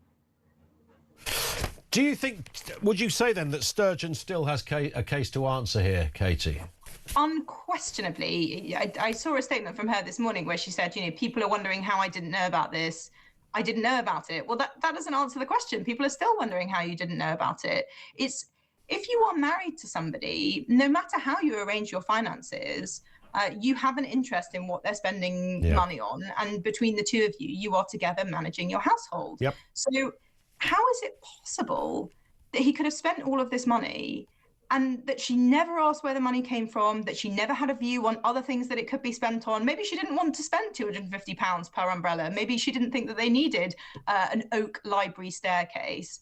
How can she possibly say, and how are we supposed to believe, that she didn't even ask any questions? Or maybe, Katie, maybe we're being a bit cynical here. Maybe she actually said to Peter, you couldn't get us an oak library staircase, could you, while you're out today? So maybe she actually asked him, unwittingly knowing that he was using the money from SNP funds. Sure, maybe she said to him, what we really need is a brand new motorhome, but I hear that they're only going for about a tenner these days, so you should be able to get one without too much trouble. There are 2 others I just want to bring you on this list because it's too tempting not to. They did also he bought 2 pepper and salt grinders for £2,618. Now, I love my Le Creuset salt grinder, I have to say, but it didn't It didn't cost anything like Nobody needs that. £2,600. I bet you if you went to Buckingham Palace, the king doesn't grind his pepper on a £2,000 pepper grinder. All that is an ostentatious display of wealth. That is just a man flaunting money that he had nicked from other people. But I have to say, there is one, and I don't know why this should be disturbing, because it's perfectly legit to buy this. Maybe because it's Peter Murrell or Nicola, I don't know, Katie. But one of the things he spent was a slouch pouch onesie for £75. I don't want to think, I can't unsee Murrell in a onesie now, or even Nicola. I mean, it's playing only Grand Theft Auto. I think it's cruel to do this to your viewers and to your listeners. Indeed, yes. You didn't expect that question when you woke up this morning, Katie. Listen, lovely to have you on with us. Thank you, Katie Lamb, MP, Conservative Shadow Home Office Minister. Thank you to her. Lots more still to come. The Sturgeon statement, I should say, is this, OK? So she says, today the media is reporting details of items that my former husband has now admitted buying with SNP funds. I've seen questions raised about how I could not have known about this. I want to reiterate I had no knowledge or suspicion whatsoever that personal items had been purchased using SNP funds. I was cleared of any wrongdoing after a lengthy and thorough investigation. In relation to many of the items in question, for example, expensive watches and game consoles, I was not aware of them having purchased them at all. Indeed, in relation to the item of largest value, the camper van, I was not aware of its existence until it featured in the police investigation in early 2023, nor was it parked in our driveway, as has been claimed by some. I think it was parked in his mother's driveway, wasn't it? Maybe Nicola never went round, I don't know. It's a lot of stuff to not be aware of, but hey, stuff happens. We'll talk sport and more coming next on Talk.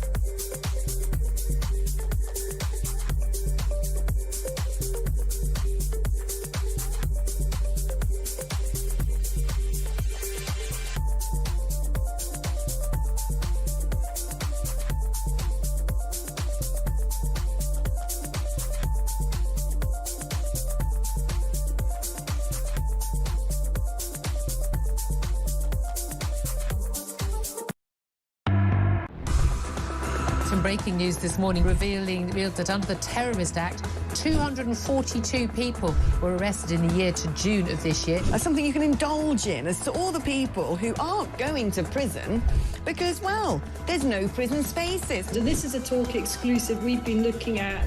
I said, you take these cuffs off me and speak to me like a human being rather than a common criminal. You're just left wondering, does these people who lead us actually hate Britain? Yeah. Do they not love our country and everything that we've stood for? On DAB+, on your smart speaker, on your smart TV, and on your side. This is Talk. It is Talk coming up to 9 o'clock. There's a lot to get through, even between now and then. Let's have a look at some sports news. 90 minutes in 90 seconds. From The Sun. Simon Collins is with us, Arsenal reporter over there at The Sun. Morning to you, Simon. Interesting that, obviously, if you're a Gooner, it's fine, because nothing matters anymore. The big trophy has been won, although as a Chelsea fan, I'd like to say Arsenal didn't really win it. Man City lost it, but that's a whole other debate. But it's Spurs and West Ham still dominating the headlines. Yeah, obviously Tottenham managed to avoid relegation, didn't they, on the final day of the season? And we heard from James Maddison afterwards, speaking on the back page of the paper today, talking about how Roberto De Zerbi stopped disaster from happening. And I think you have to agree with him, don't you? Because yes, you do. If Spurs had gone down, the kind of financial implications for them in the club would have been absolutely huge. And they looked like they could until De Zerbi came in, and he's done a brilliant job. And now, this summer, we need to see if he can properly do the rebuild that Tottenham badly need. Yeah. Although, having said that, because I look at this story and think, well, when was the tipping point? De Zerbi apparently put his foot on the gas. I mean, we can only be talking about the last 3 or 4 games.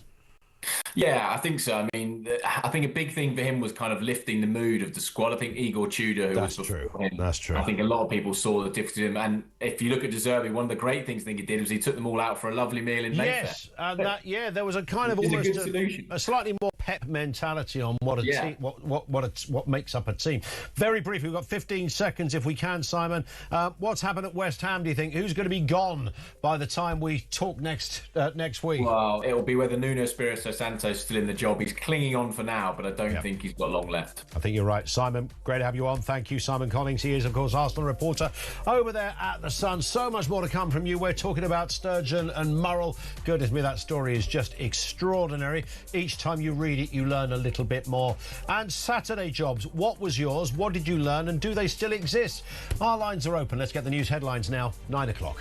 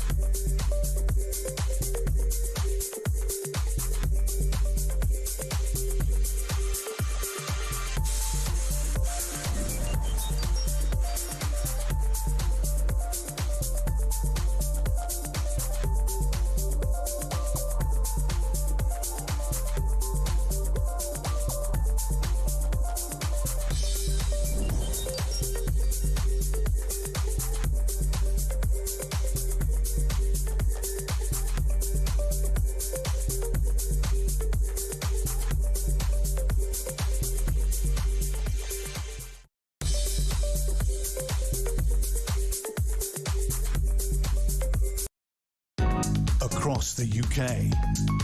On DAB+, on your smart speaker, on your smart TV, and on your side. This is Talk.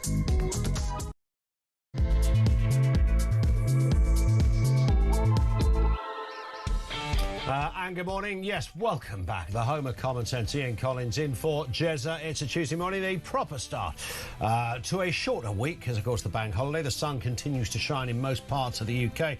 Another stonker in the meteorological department. Again, coming later, although it does cool down a bit, apparently, but only a tiny bit towards the end of the week. There is an awful lot making the news. Nicola Sturgeon and her now former husband, Peter Murrell, after he is remanded in custody. He's clearly going to the chiller, I would imagine, for a good few years. £500,000 worth of donations to the SNP went into his back pocket, and boy, did the man spend. He knew how to spend, from motorhomes to salt and pepper grinders, onesies to Grand Theft Auto. The list goes on. This fella could spend like Liberace.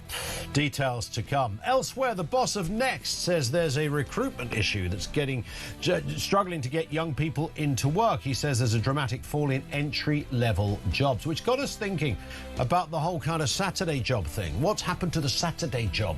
Does it still exist? And if you did one, just give us an overview of where it mentally put you, because for me it absolutely informs so much about what I wanted to do, that totemic moment, along with passing your driving test, that moment when you first sense real autonomy, when you're given some money for the work you have done. It's not pocket money, it's not from your nan, you haven't found a fiver in the street, you've been given money for your labour, and you suddenly realise, this is how it works. So if I work a bit more than that, I'm going to get a bit more. So I'll buy another pair of trainers, or I'll, as our previous messenger said, I'll put that money away from my driving test, my driving lessons. It's really simple stuff, kids. It's very basic stuff. And it's largely instinctive. But what has happened to it? What did it do for you? 0344 499 1000. This comes in from Russell, who says, good morning, Ian. In the mid-80s, during the school holidays, from the age of 14 to 17, I used to work on building sites. I was effectively the labourer's labourer. I loved it, helping the various trades, loading out with brick as labourer, and offloading the cement wagon on my own helped develop the strength that I still have. See, there it is. There's more than one lesson in that. There's about 20 different lessons. Kids certainly wouldn't be allowed to do this now. Most wouldn't be prepared to get up at 5:30 in the morning and back home around 12 hours later. Correct. When I went strawberry picking in the summer holidays, and that was the same thing. You had to get there quite early. We cycled there. It was about a 5-6 mile cycle ride. Some people went on minibuses, and the idea was to get there as quick as you could. So we would be up early. My mum would actively wake me up because she knew I was going to do it. All this stuff is brilliant. Mick says, will Nicola be queuing with the rest of the wags outside the prison to visit Peter? Yes, wearing his onesie, maybe. Oh, dear. And George in Leicester says, reference Sturgeon, I thought I'd tuned into the remake of the Generation Game with all of those prizes went past that you read out. The list is absolutely endless. Goodness me. 0344 499 1000. Let's get a word from Isabel Oakeshott. Isabel, of course, is Talk's international editor. Isabel, you've followed many political stories over the years, and they come and they go, and the degrees of seriousness or severity differ wildly. And every now and again, one comes up that sort of stands out, and this is absolutely one of them. Peter Murrell spending like Imelda Marcos on a spree that also, by the way, makes no real sense. There's no sort of one theme. He was just buying everything. It's just extraordinary. I mean, I've been part of a couple that was running a political party because my fiancé Richard Tice was in charge of reform for several years. And the idea that we would have kind of used it as a sort of personal cash machine is quite extraordinary. In fact, the opposite was happening, and he was funding the party. But to do what appears to have happened here, and just to be taking money in that way, you know, people have given small donations, and you know, that represents a lot of trust from people that are supporting your movement. And he just appears to have gone on a complete splurge. And I think that the reason this has been so fascinating to so many people is not necessarily the fact of the embezzlement, which I believe he's admitted to, but it's the debate it's sparked between couples as to, well, would you notice if I kind of brought home a £1,200 coffee machine and put it in the kitchen? Yeah. Would you ask any questions if I bought a Le Creuset wok? And these are the conversations I think a lot of people are having. It's so bizarre. And Nicola Sturgeon's position, and we've got her statement, and you know, we've read it out a couple of times. She's emphatic that she didn't know anything about this. Even the motor, in fact, her words are, in relation to the item of the largest value, the camper van, I was not aware of its existence until it featured in a police investigation in 2023. So you have to kind of think, well, so let's give her the benefit of the doubt. Did he hide this behind a bush? I mean, I thought it was found at his mother's house. But in the meantime, did she never see it? If it was hidden, did he use it? Did he just buy this stuff to store it like some kind of weird hoarder? I mean, it is really weird. So I'm going to give her the benefit of the doubt in two regards. One, that she was exceptionally busy. And so we can probably forgive some of the things, you know, the loo seats or whatever. I mean, she was probably just glad that the husband had mended the loo seat. I don't think she'd have been asking too many questions. Maybe the wok, you know, she might have been thinking, it's a bit of a fancy wok. But, you know, the smaller things you can definitely understand. And I also suspect that marriage was, well, in pretty bad shape and probably wasn't a conventional relationship at the time. And perhaps they were spending very little time together in the same place. But I don't think that basically, really, says the entire nation, you know, basically people just don't believe her, do they? It's just such a list. I can't, you know, I almost want to cut this piece out in the mail. Come on, give us some other examples. And what put else? it on the fridge. I mean, we've been over this so many times, but it's always worth. And I mean, the two that jumped out were the pepper and salt grinders for £2,600. What? I mean, even if you went to, I would be confident enough to say that the King's salt and pepper grinders are not that expensive. The more disturbing one, and it's only disturbing because of the visuals, and it wasn't as expensive, a £75 slouch pouch onesie. Now, the idea this is like FP's expenses all over again. It really is. It's exactly the that. House and the Jaffa cakes. And... So Peter Murrell sitting in his onesie, grinding his pepper. No euphemisms. With an episode of Grand Theft Auto, because he apparently bought a lot of video games as well. Loved a bit of Grand Theft Auto, and he bought a telescope. He bought the coffee machine, cost him £3,231. I mean, I've got quite a tasty coffee machine. 3,000? Yeah, on a car. I mean, really, where was that? Was that not at Nicola's house? God. I mean, this actually is jaw-dropping, isn't it? It really is. Somebody did suggest earlier, Isabel, that it's so bizarre, this list, that if you got a psychologist onto it, they would say, sorry, this man is ill. This guy... The pepper grinders, I'm struggling to get past those. I don't even know where you would find pepper grinders that cost that much. No. I mean, if you went into Harrods or Selfridges, into the best section, you know, you can look through your Le Creusets and the sort of middle class choice, go to grinder of choice, if you like. But I don't know whether you get Feuille, I think is that the correct pronunciation of the make? F-E-U-I-L-L-E-S. I've never heard of it. Me honestly. neither. But that's a lot of. At that price, you're definitely going to be able to have solid gold. You know, the little knob on top thing that could be solid gold. You know, that is. We're looking at some pretty expensive materials here. But I'm disappointed, Ian, that you didn't ask about what jobs I had as a teenager. Well, no, I was going to come to that because I knew you'd have loads of them. I would imagine that you were, because you're very diligent, you're industrious, you're hardworking, and you have a very good compass for, you know, right and wrong. And I'm sure to some people in your life over the years that might be infuriating, because I suffer from that as well. But actually, I stand by it because it stands me in good stead. No, this is the way to do it. There's no debate.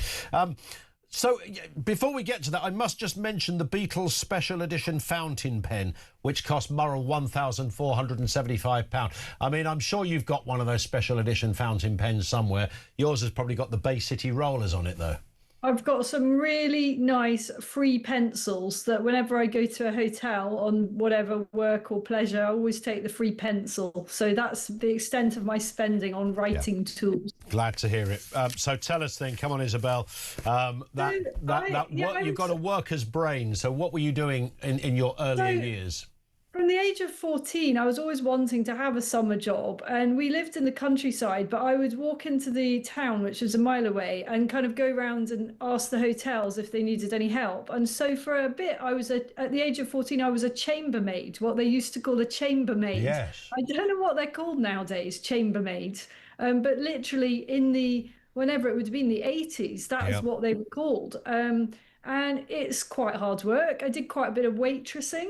I used to work in a fast food joint called Garfunkel's, earning £2.92 an hour. That's I'd have gone £2.50 an hour for you, but that's. And I loved it. I loved it. Well, I mean, all of our generation did this, didn't they? And correct. I now have teenage children who are roughly that age, and they are desperate for summer jobs. But I think what's happened is all the regulations that have come in about minimum wage, and you have to practically sign them up for a pension, and probably owners of small businesses thinking, do you know what, it's just totally not worth it. In the old days you probably got cash in hand. I'm pretty sure I got cash in hand. I think so. When I consider that, even I did a few things, but even the first thing that I could do when I turned 13, which was a paper round, when you think about that, particularly on a Sunday when supplements started to come in and a newspaper became 5 times thicker than it was on any other day. You've got a whole bag full of those. But the idea that a 13-year-old kid in the Windsor, pitch blackness, icy roads, 6:15 in the morning on their own, I mean, nobody would allow that now, would they? They wouldn't, but I think that's a shame, and that is very much of a Western culture thing. I mean, you certainly see young kids, far too young, honestly, doing all manner of jobs in less well-off countries, and it is just all to do with liability and health and safety and so on. I think businesses can employ kids, as in those under the age of 16. I haven't checked the law on this, but I think you can, and you won't get minimum wage if you're that young, I don't think. But I just suspect it's just way too much hassle, too much risk. Yeah, I think so. But long may, this idea of getting kids, because the amount of lessons, Yolanda, I keep saying to people who are messaging in, that first point of sort of totemic autonomy, let's look at it that way, when you realise, and I mentioned the driving test in that, when you realise that actually there is, this is me now, and getting paid for the first time, and that basic equation that, I put in the labour and somebody rewarded me for doing it, I can see how this works. Yeah, definitely. And I think also, I mean, it's a bit of a cheesy comment to make, but, my kids did a pop-up cafe a couple of years ago on a little bit of land that we've got. And I mean, really tiny. It's tiny terrace, but it's right by the sea on the Isle of Wight. And they began to really realise just how much work you had to do. Yes. How many coffees did you have to sell in order to be able to buy something that's, 20 or 30 quid? And they started going, okay, well, that's 10 cappuccinos that we've got to sell. Exactly. And how difficult it was. And so I do think it does teach a bit of value of money, especially if kids are doing their own little business like that. But on the positive side, Ian, I think that young enterprise has actually changed, and a lot of younger people can now set up different types of things. So they find another way to earn money. For example, my lot sell stuff that they've got bored of or they've grown out of. They can sell it on websites like Vinted. Yeah, that's true. They have to go and package it up, take it to the post office or whatever. So there are different ways of learning a little bit about money and business, which don't actually involve any grown-ups. All of that, yeah. So it's not dead. The work ethic is not dead, which is always good to know. Maybe not quite as prolific as it once was. Isabel, thank you. Isabel Oakeshott, Talks International editor, with us on the programme. Thank you to her. Over to you. 0344 499 1000. Work ethic, Saturday jobs. Kids doing Saturday jobs. What did you do? What did it teach you? We've got Nicola Sturgeon and Murrell on the case there as well. Loads of other stuff. Lines are open. This is Talk.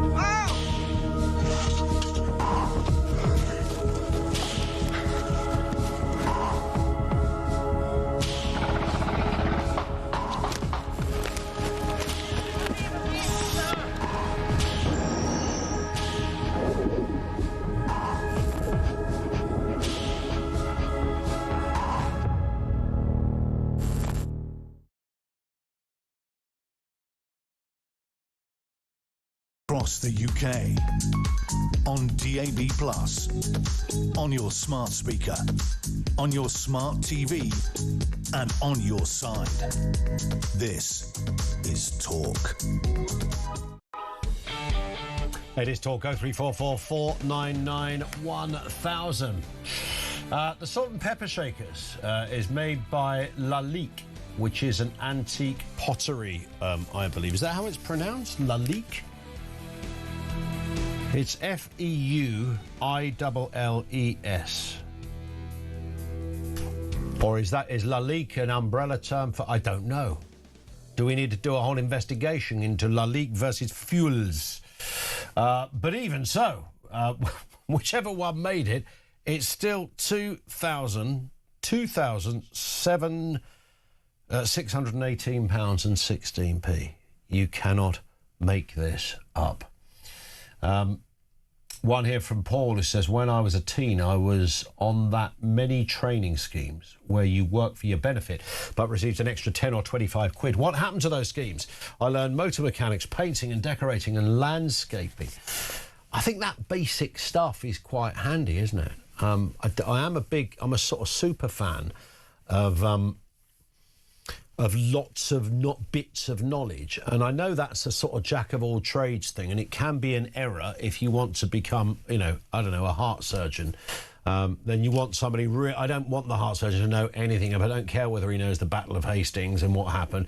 I don't give a toss. What I do want him to know is about hearts and operating them. So I get that, but generally speaking, I think we're all richer as people for this sort of just the tapestry of facts, figures and skills.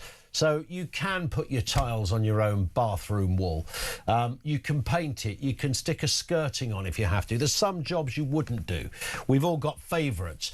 There's issues, facts, figures and the odd thing you're good at, I think is a nice rounded way to survive and function.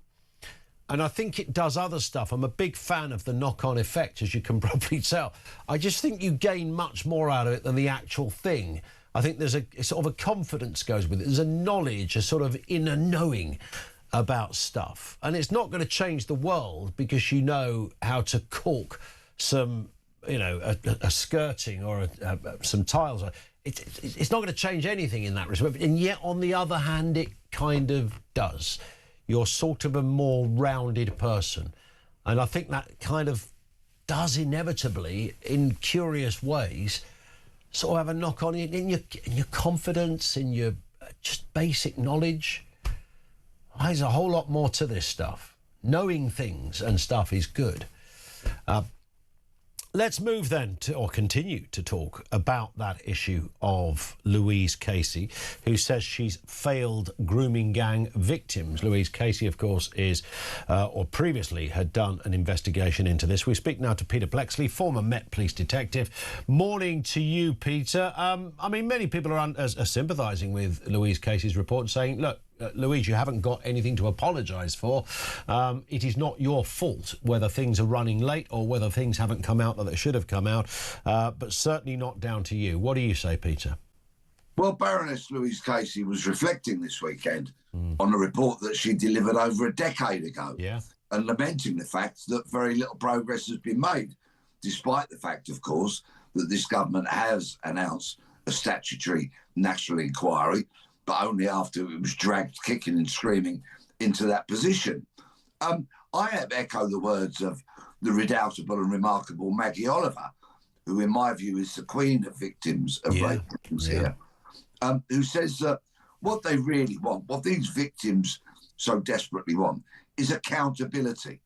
Whether that's going to be delivered through this inquiry, and many people have got their suspicions over that.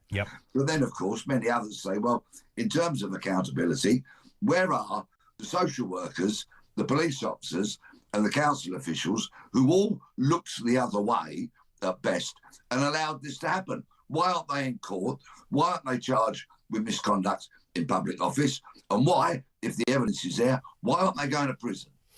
Well, indeed. And this does, I mean, for goodness sake, Peter, how long can this thing linger on for? I mean, it's so important. It's of such a crucial nature. Young girls' lives, multiple victims, hundreds, possibly thousands, industrial scale abuse, and not just the abusers, but those that facilitated it tacitly or otherwise by turning a blind eye. I mean, this is massive. And yet it just seems to every week there's another story, there's another story. When are we going to get to the sort of meat of this and start to get some true understanding, legally reflected true understanding in an inquiry? Well, in part, I have an answer to your question, because it has been dictated that this inquiry must deliver its findings by March of 2029. But that's of no consolation whatsoever to the victims of child rape gangs who are operating now. This is a scandal that's gone on for decades in this country through so many of the towns which we know and are frequently named, but now are in our cities. The Metropolitan Police went from their ridiculous position, same with Sadiq Khan, nothing to see here, to actually their current position, which is, oh, yes, actually, we do have a problem and we're doing something about it. Why is this not being stopped? Why is it not an absolute top priority? And the answer to that will still remain for many people, because politicians rely on block votes that come from the demographic that is largely responsible for this type of crime, which is men of Pakistani origin living in towns and cities in the UK. And do you know what, Peter? I that angle of this, that crucial element of this, which should be raised in the same way that, you know, when we were talking about abuse in the Catholic Church, we didn't shun away from mentioning where these offenders, who they worked for, and their background in their faith, etc. We talked about all of that because it was a common factor. No detective ever.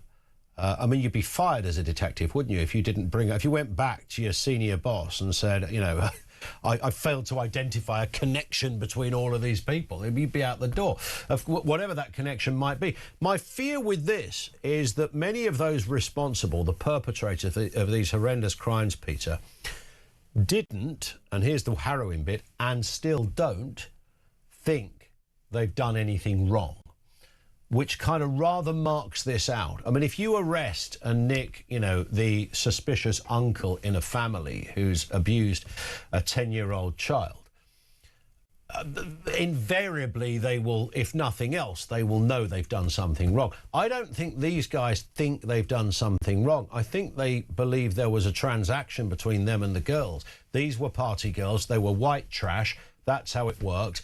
We were guys that, you know, had a bit more money than them, buy them a drink and they'll do us a few sexual favours. I honestly believe, Peter, these people will see, and their families will suggest they've done nothing wrong.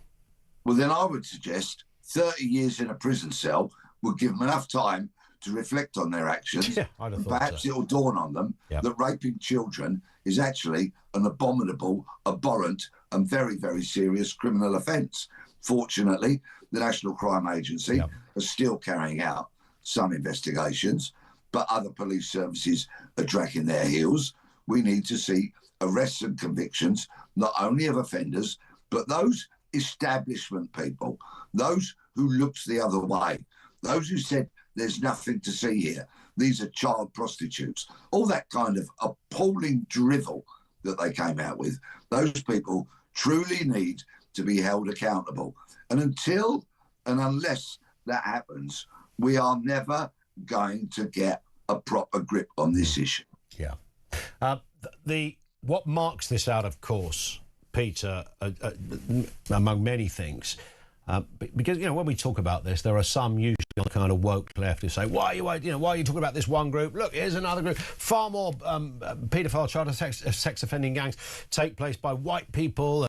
Well, firstly, we're talking about proportionality. Secondly, we're talking about just one of the many types of abuse that happen to young people. But thirdly, and perhaps most profoundly, Peter, what has marked this particular element of child sex criminality out from others is the ignoring of it from those that should know better, whether it was in law enforcement, whether it was in council, social working, health, education, medicine, right across the board, kids that were not listened to. That's what the difference is here.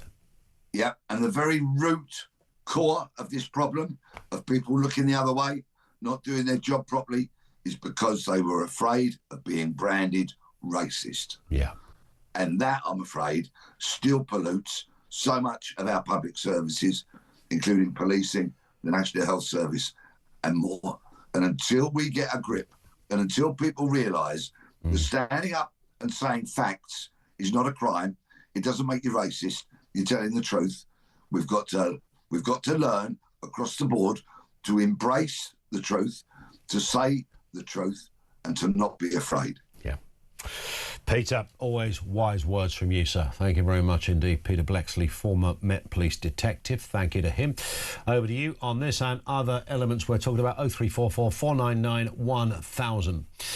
This in from Samantha. Me and my dad brought my mum a second-hand caravan. The first words out of her mouth were, when she was given the keys, was, where did you get the money? But Nicola Sturgeon gets bought a Jag, a camper van, gold jewellery, 3.5 grand of salt and pepper grinder, 5 grand's worth of coffee machine, fountain pens, plus loads of other things, and never thought once, where is the money coming from? Well, she said she didn't notice it, you know, and it seems Peter Murrell was a fairly lonely, solitary character. So while Nicola was hard at work, you know, he was hard kind of polishing his salt and pepper grinder. I don't know, maybe his stop it, in his onesie, in his camper van, playing Grand Theft Auto, writing letters with his Beatles memorabilia fountain pen while looking through his telescope and playing swing ball out the back door. He was very, very busy, man. Never stopped, did Peter? Maybe just had it in the middle of a woods somewhere, which just rather makes the story even darker, doesn't it? Who's going in the woods? It could have been so. I wondered whether he was maybe, you know, that show Storage Wars, where they because. Right, you can have anything you like. What's inside this caravan? It's all yours. How much do you want to bid? And Murrell had like about £48,000 worth stored inside it. That would have been the winning bid, right? Thoughts on that as well? 0344 499 1000. The other thing we talked about is social media bans for under 16s. Let's get a voice note on this from Sean. Morning, Sean. Afternoon, Ian. Sean from Grimsby here. Now, we all know social media is bad for kids, and we all know that young kids will find a ways around it. My 12-year-old, he can find ways around anything online. So I think we're doing it wrong. We need to be banning the smartphone. If you ban all under 16s from having smartphones and give them like old Nokia 3310s, jobs are good, then they can't get any social media until they're 16. That's what I'd do. Anyway, mate, great show.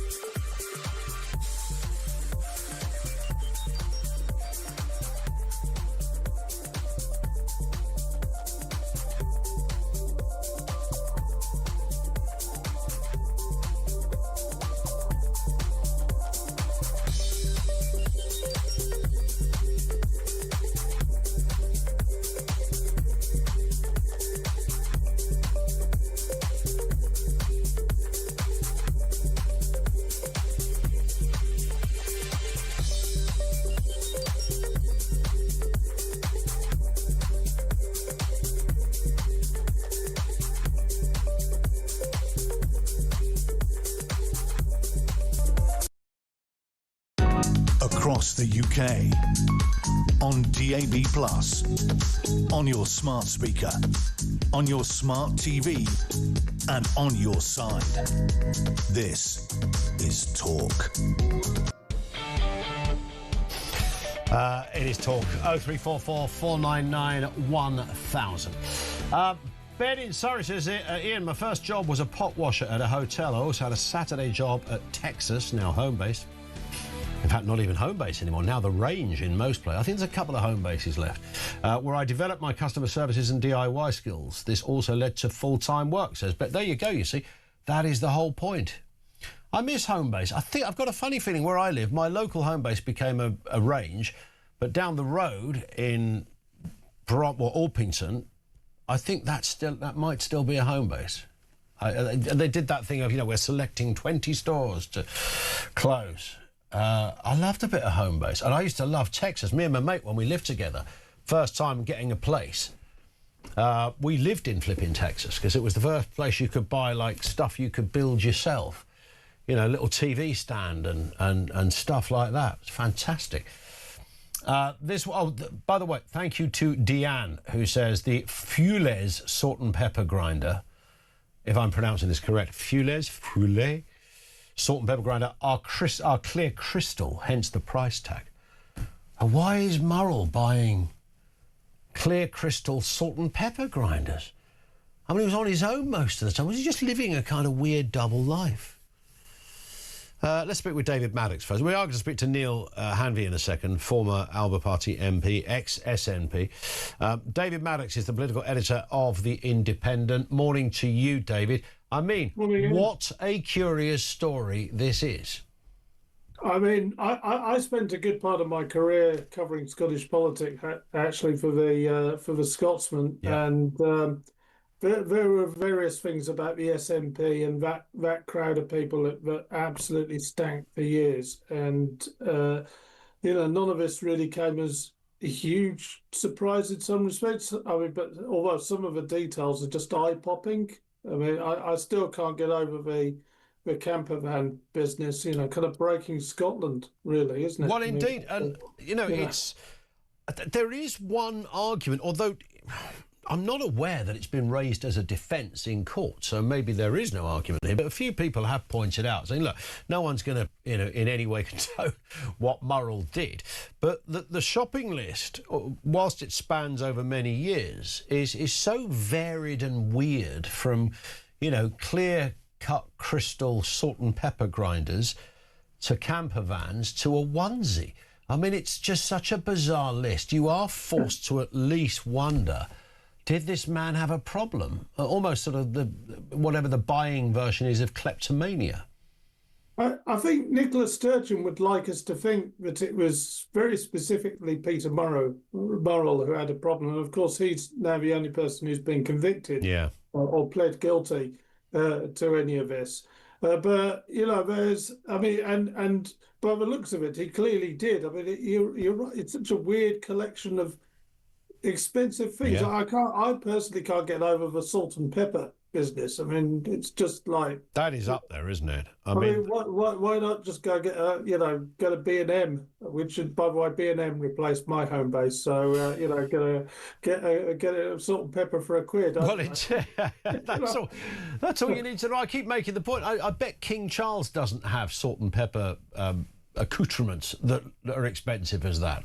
No, I bet he doesn't. I think they probably wheel them out for state banquets, don't they? I mean, he had a coffee machine that cost £3,500. Which, of course, Nicola Sturgeon is pictured next to, making a coffee for somebody.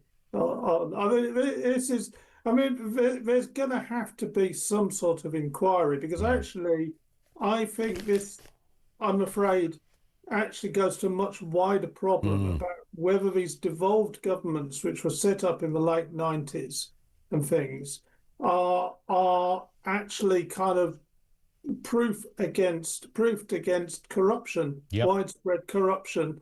And you know, the SNP have been in power for a long time. They closed down debate on all sorts of things. They closed down scrutiny on all sorts of things.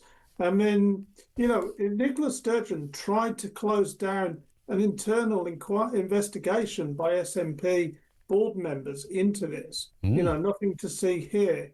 You know, there's a very, there's a serious concern here about, you know, power being concentrated in the hands of a very few people, and with no real kind of scrutiny on them. Extraordinary. And Nicola Sturgeon's contention that she didn't know. Look, I did say at the beginning of the show, David, you know, Netflix documentaries are made up of these weird scenarios where, you know, the mum didn't know, or the daughter didn't know, or the husband did. So, yeah, I get it. Literally, that is possible. And of course, he was earning good money. She was earning good money. If he came home with a expensive coffee machine, her initial instinct might not have been he must have stolen the money to buy it when he had the money to buy it. So it's possible, but it's still a terrible look for Nicola Sturgeon. It's an appalling look. I mean, the problem for her here is twofold. She was leader of the party and First Minister for a long time. She was one of just 3 people who was a signatory to those accounts, along with her husband and the Treasurer. And she was the one who, when SNP members tried to get an investigation going, tried to close it down.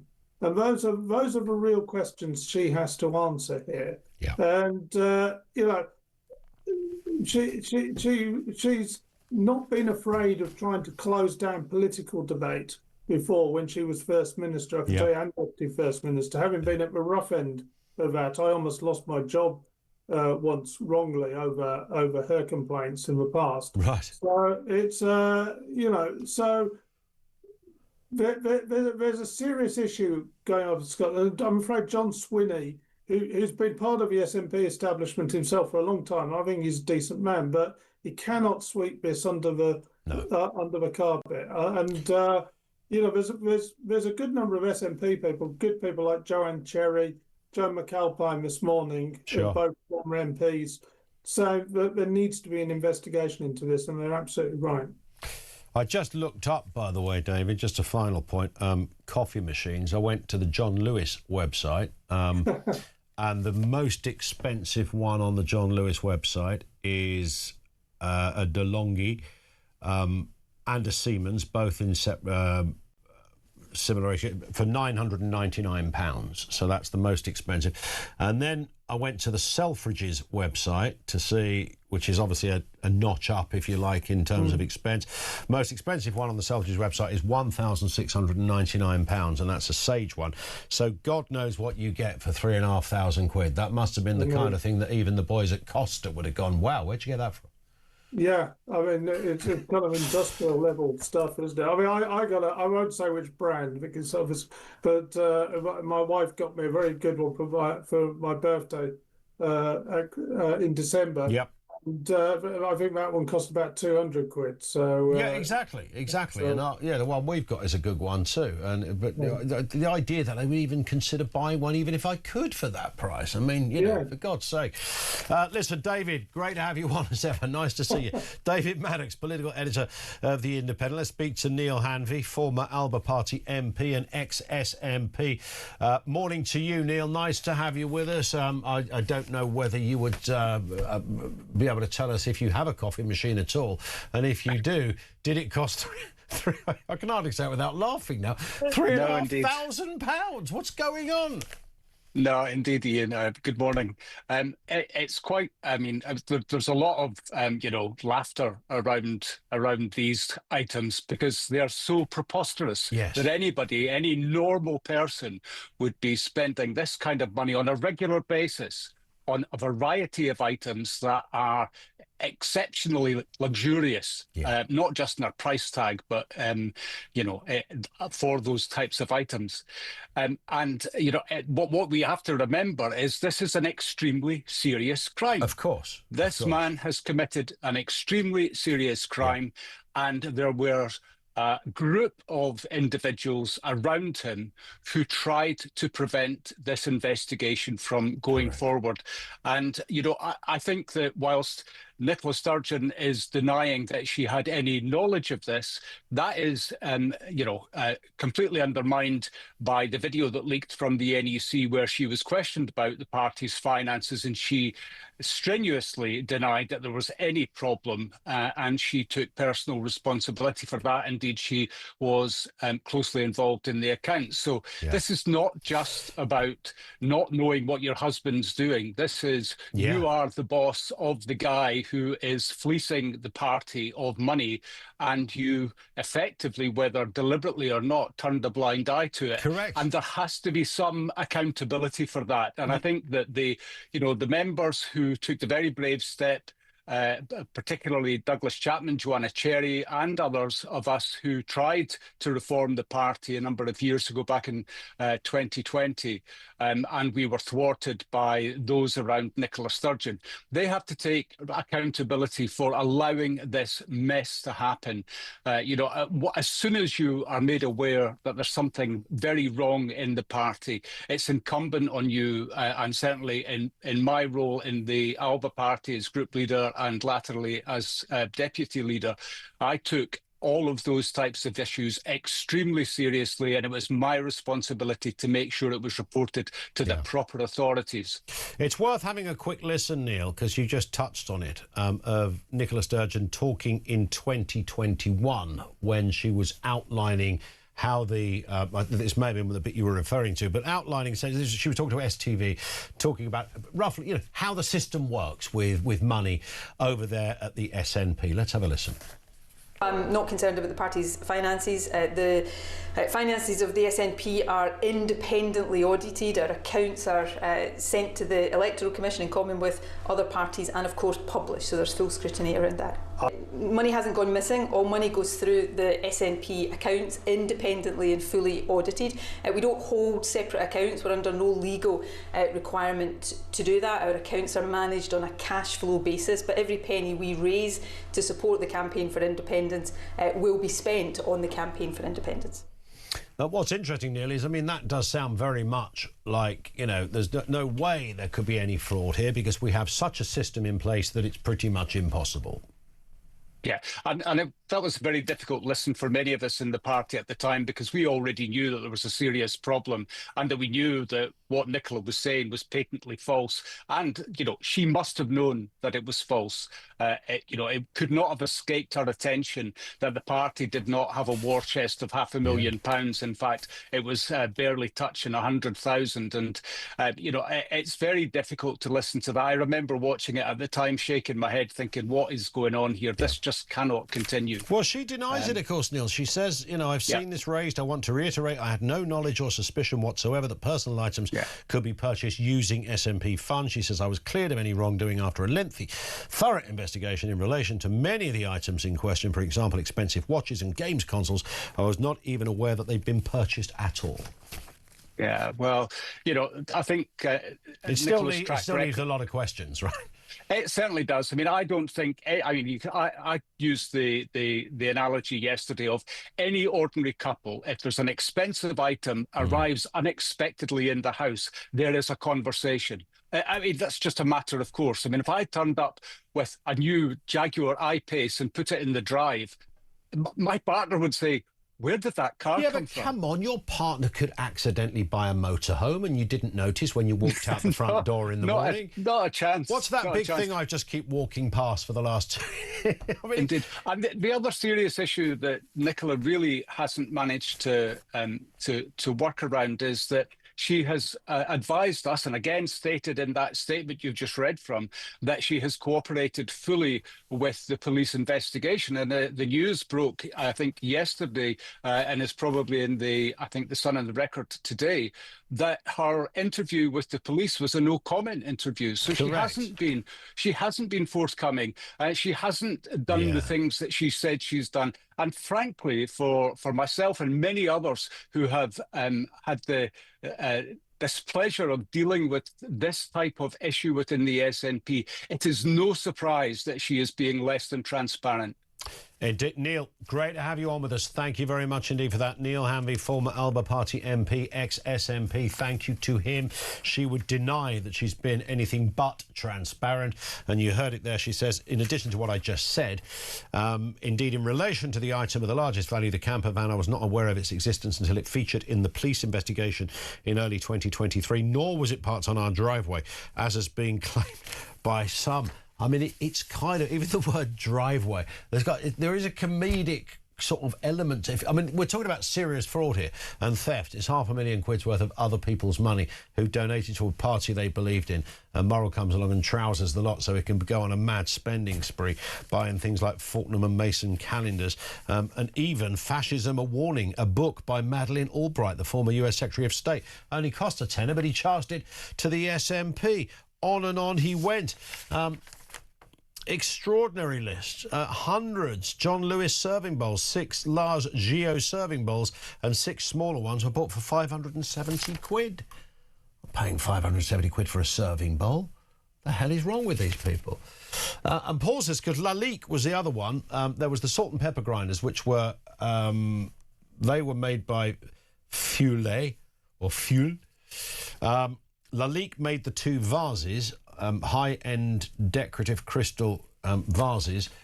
And Paul says, Lalique is a French glassware company. Items retain their value. Mr. Embezzler had some good taste. At least the shakers could be sold and maybe even make a profit. A few pennies to offset the many, many thousands to keep him in jail. Because the investigations cost, I think, a couple of million. It's gone on for years, this. And then he's going to serve time in jail. What's he going to get for this? I mean, position of trust, that will obviously be an aggregating factor. Maybe 5 years or something. Could get 5 years. Serve 2.5. It's going to cost a couple of £100,000 to keep him there, right? 0344 499 1000. This is Talk.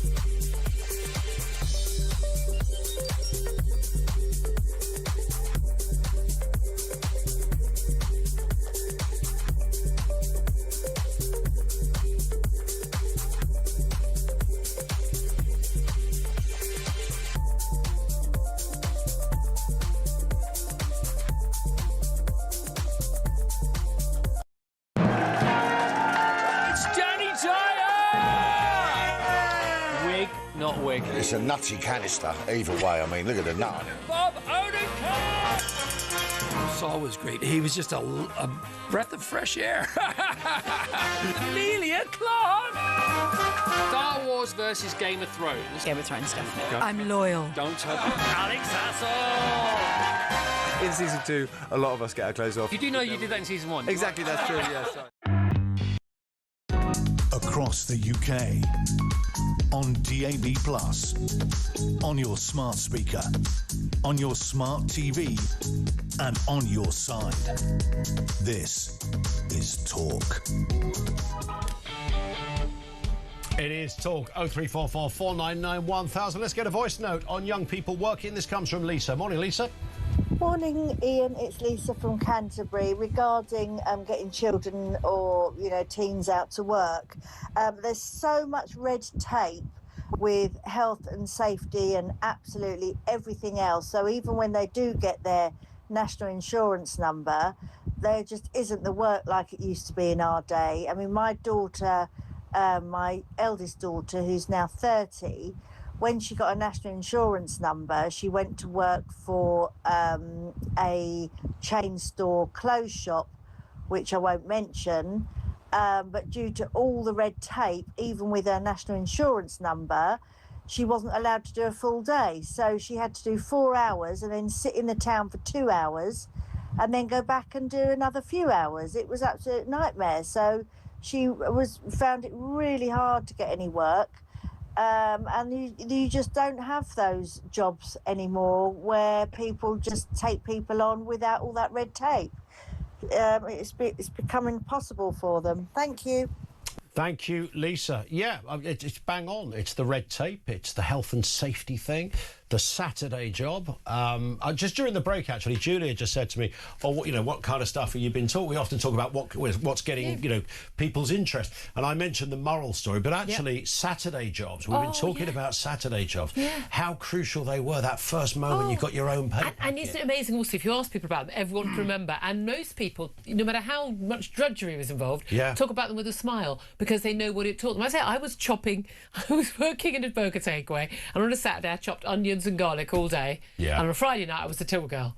Oh, that's my job. A what girl? Till. I was on the till. I think you said a tiller girl. So it's that cheeseburger. Wasn't a tiller girl a dancer? I could do that too, I'm sure. But no, but it's really important, and it's amazing how. I mean, I think a teenager myself, how hard it has been for her to get work. Yes, and how is that possible? Because you used to be able to just look along the high street and go, I think I'll work there. Yeah, because it costs too much to employ them. Because terribly, the average 60-year-old is not worth a minimum wage job. By the way, full time is like 26k pay. They're not worth the equivalent of it to the business. The businesses can't afford it. That's just mental. They used to just say, "Oh, come along, we'll pay you a couple of quid an hour."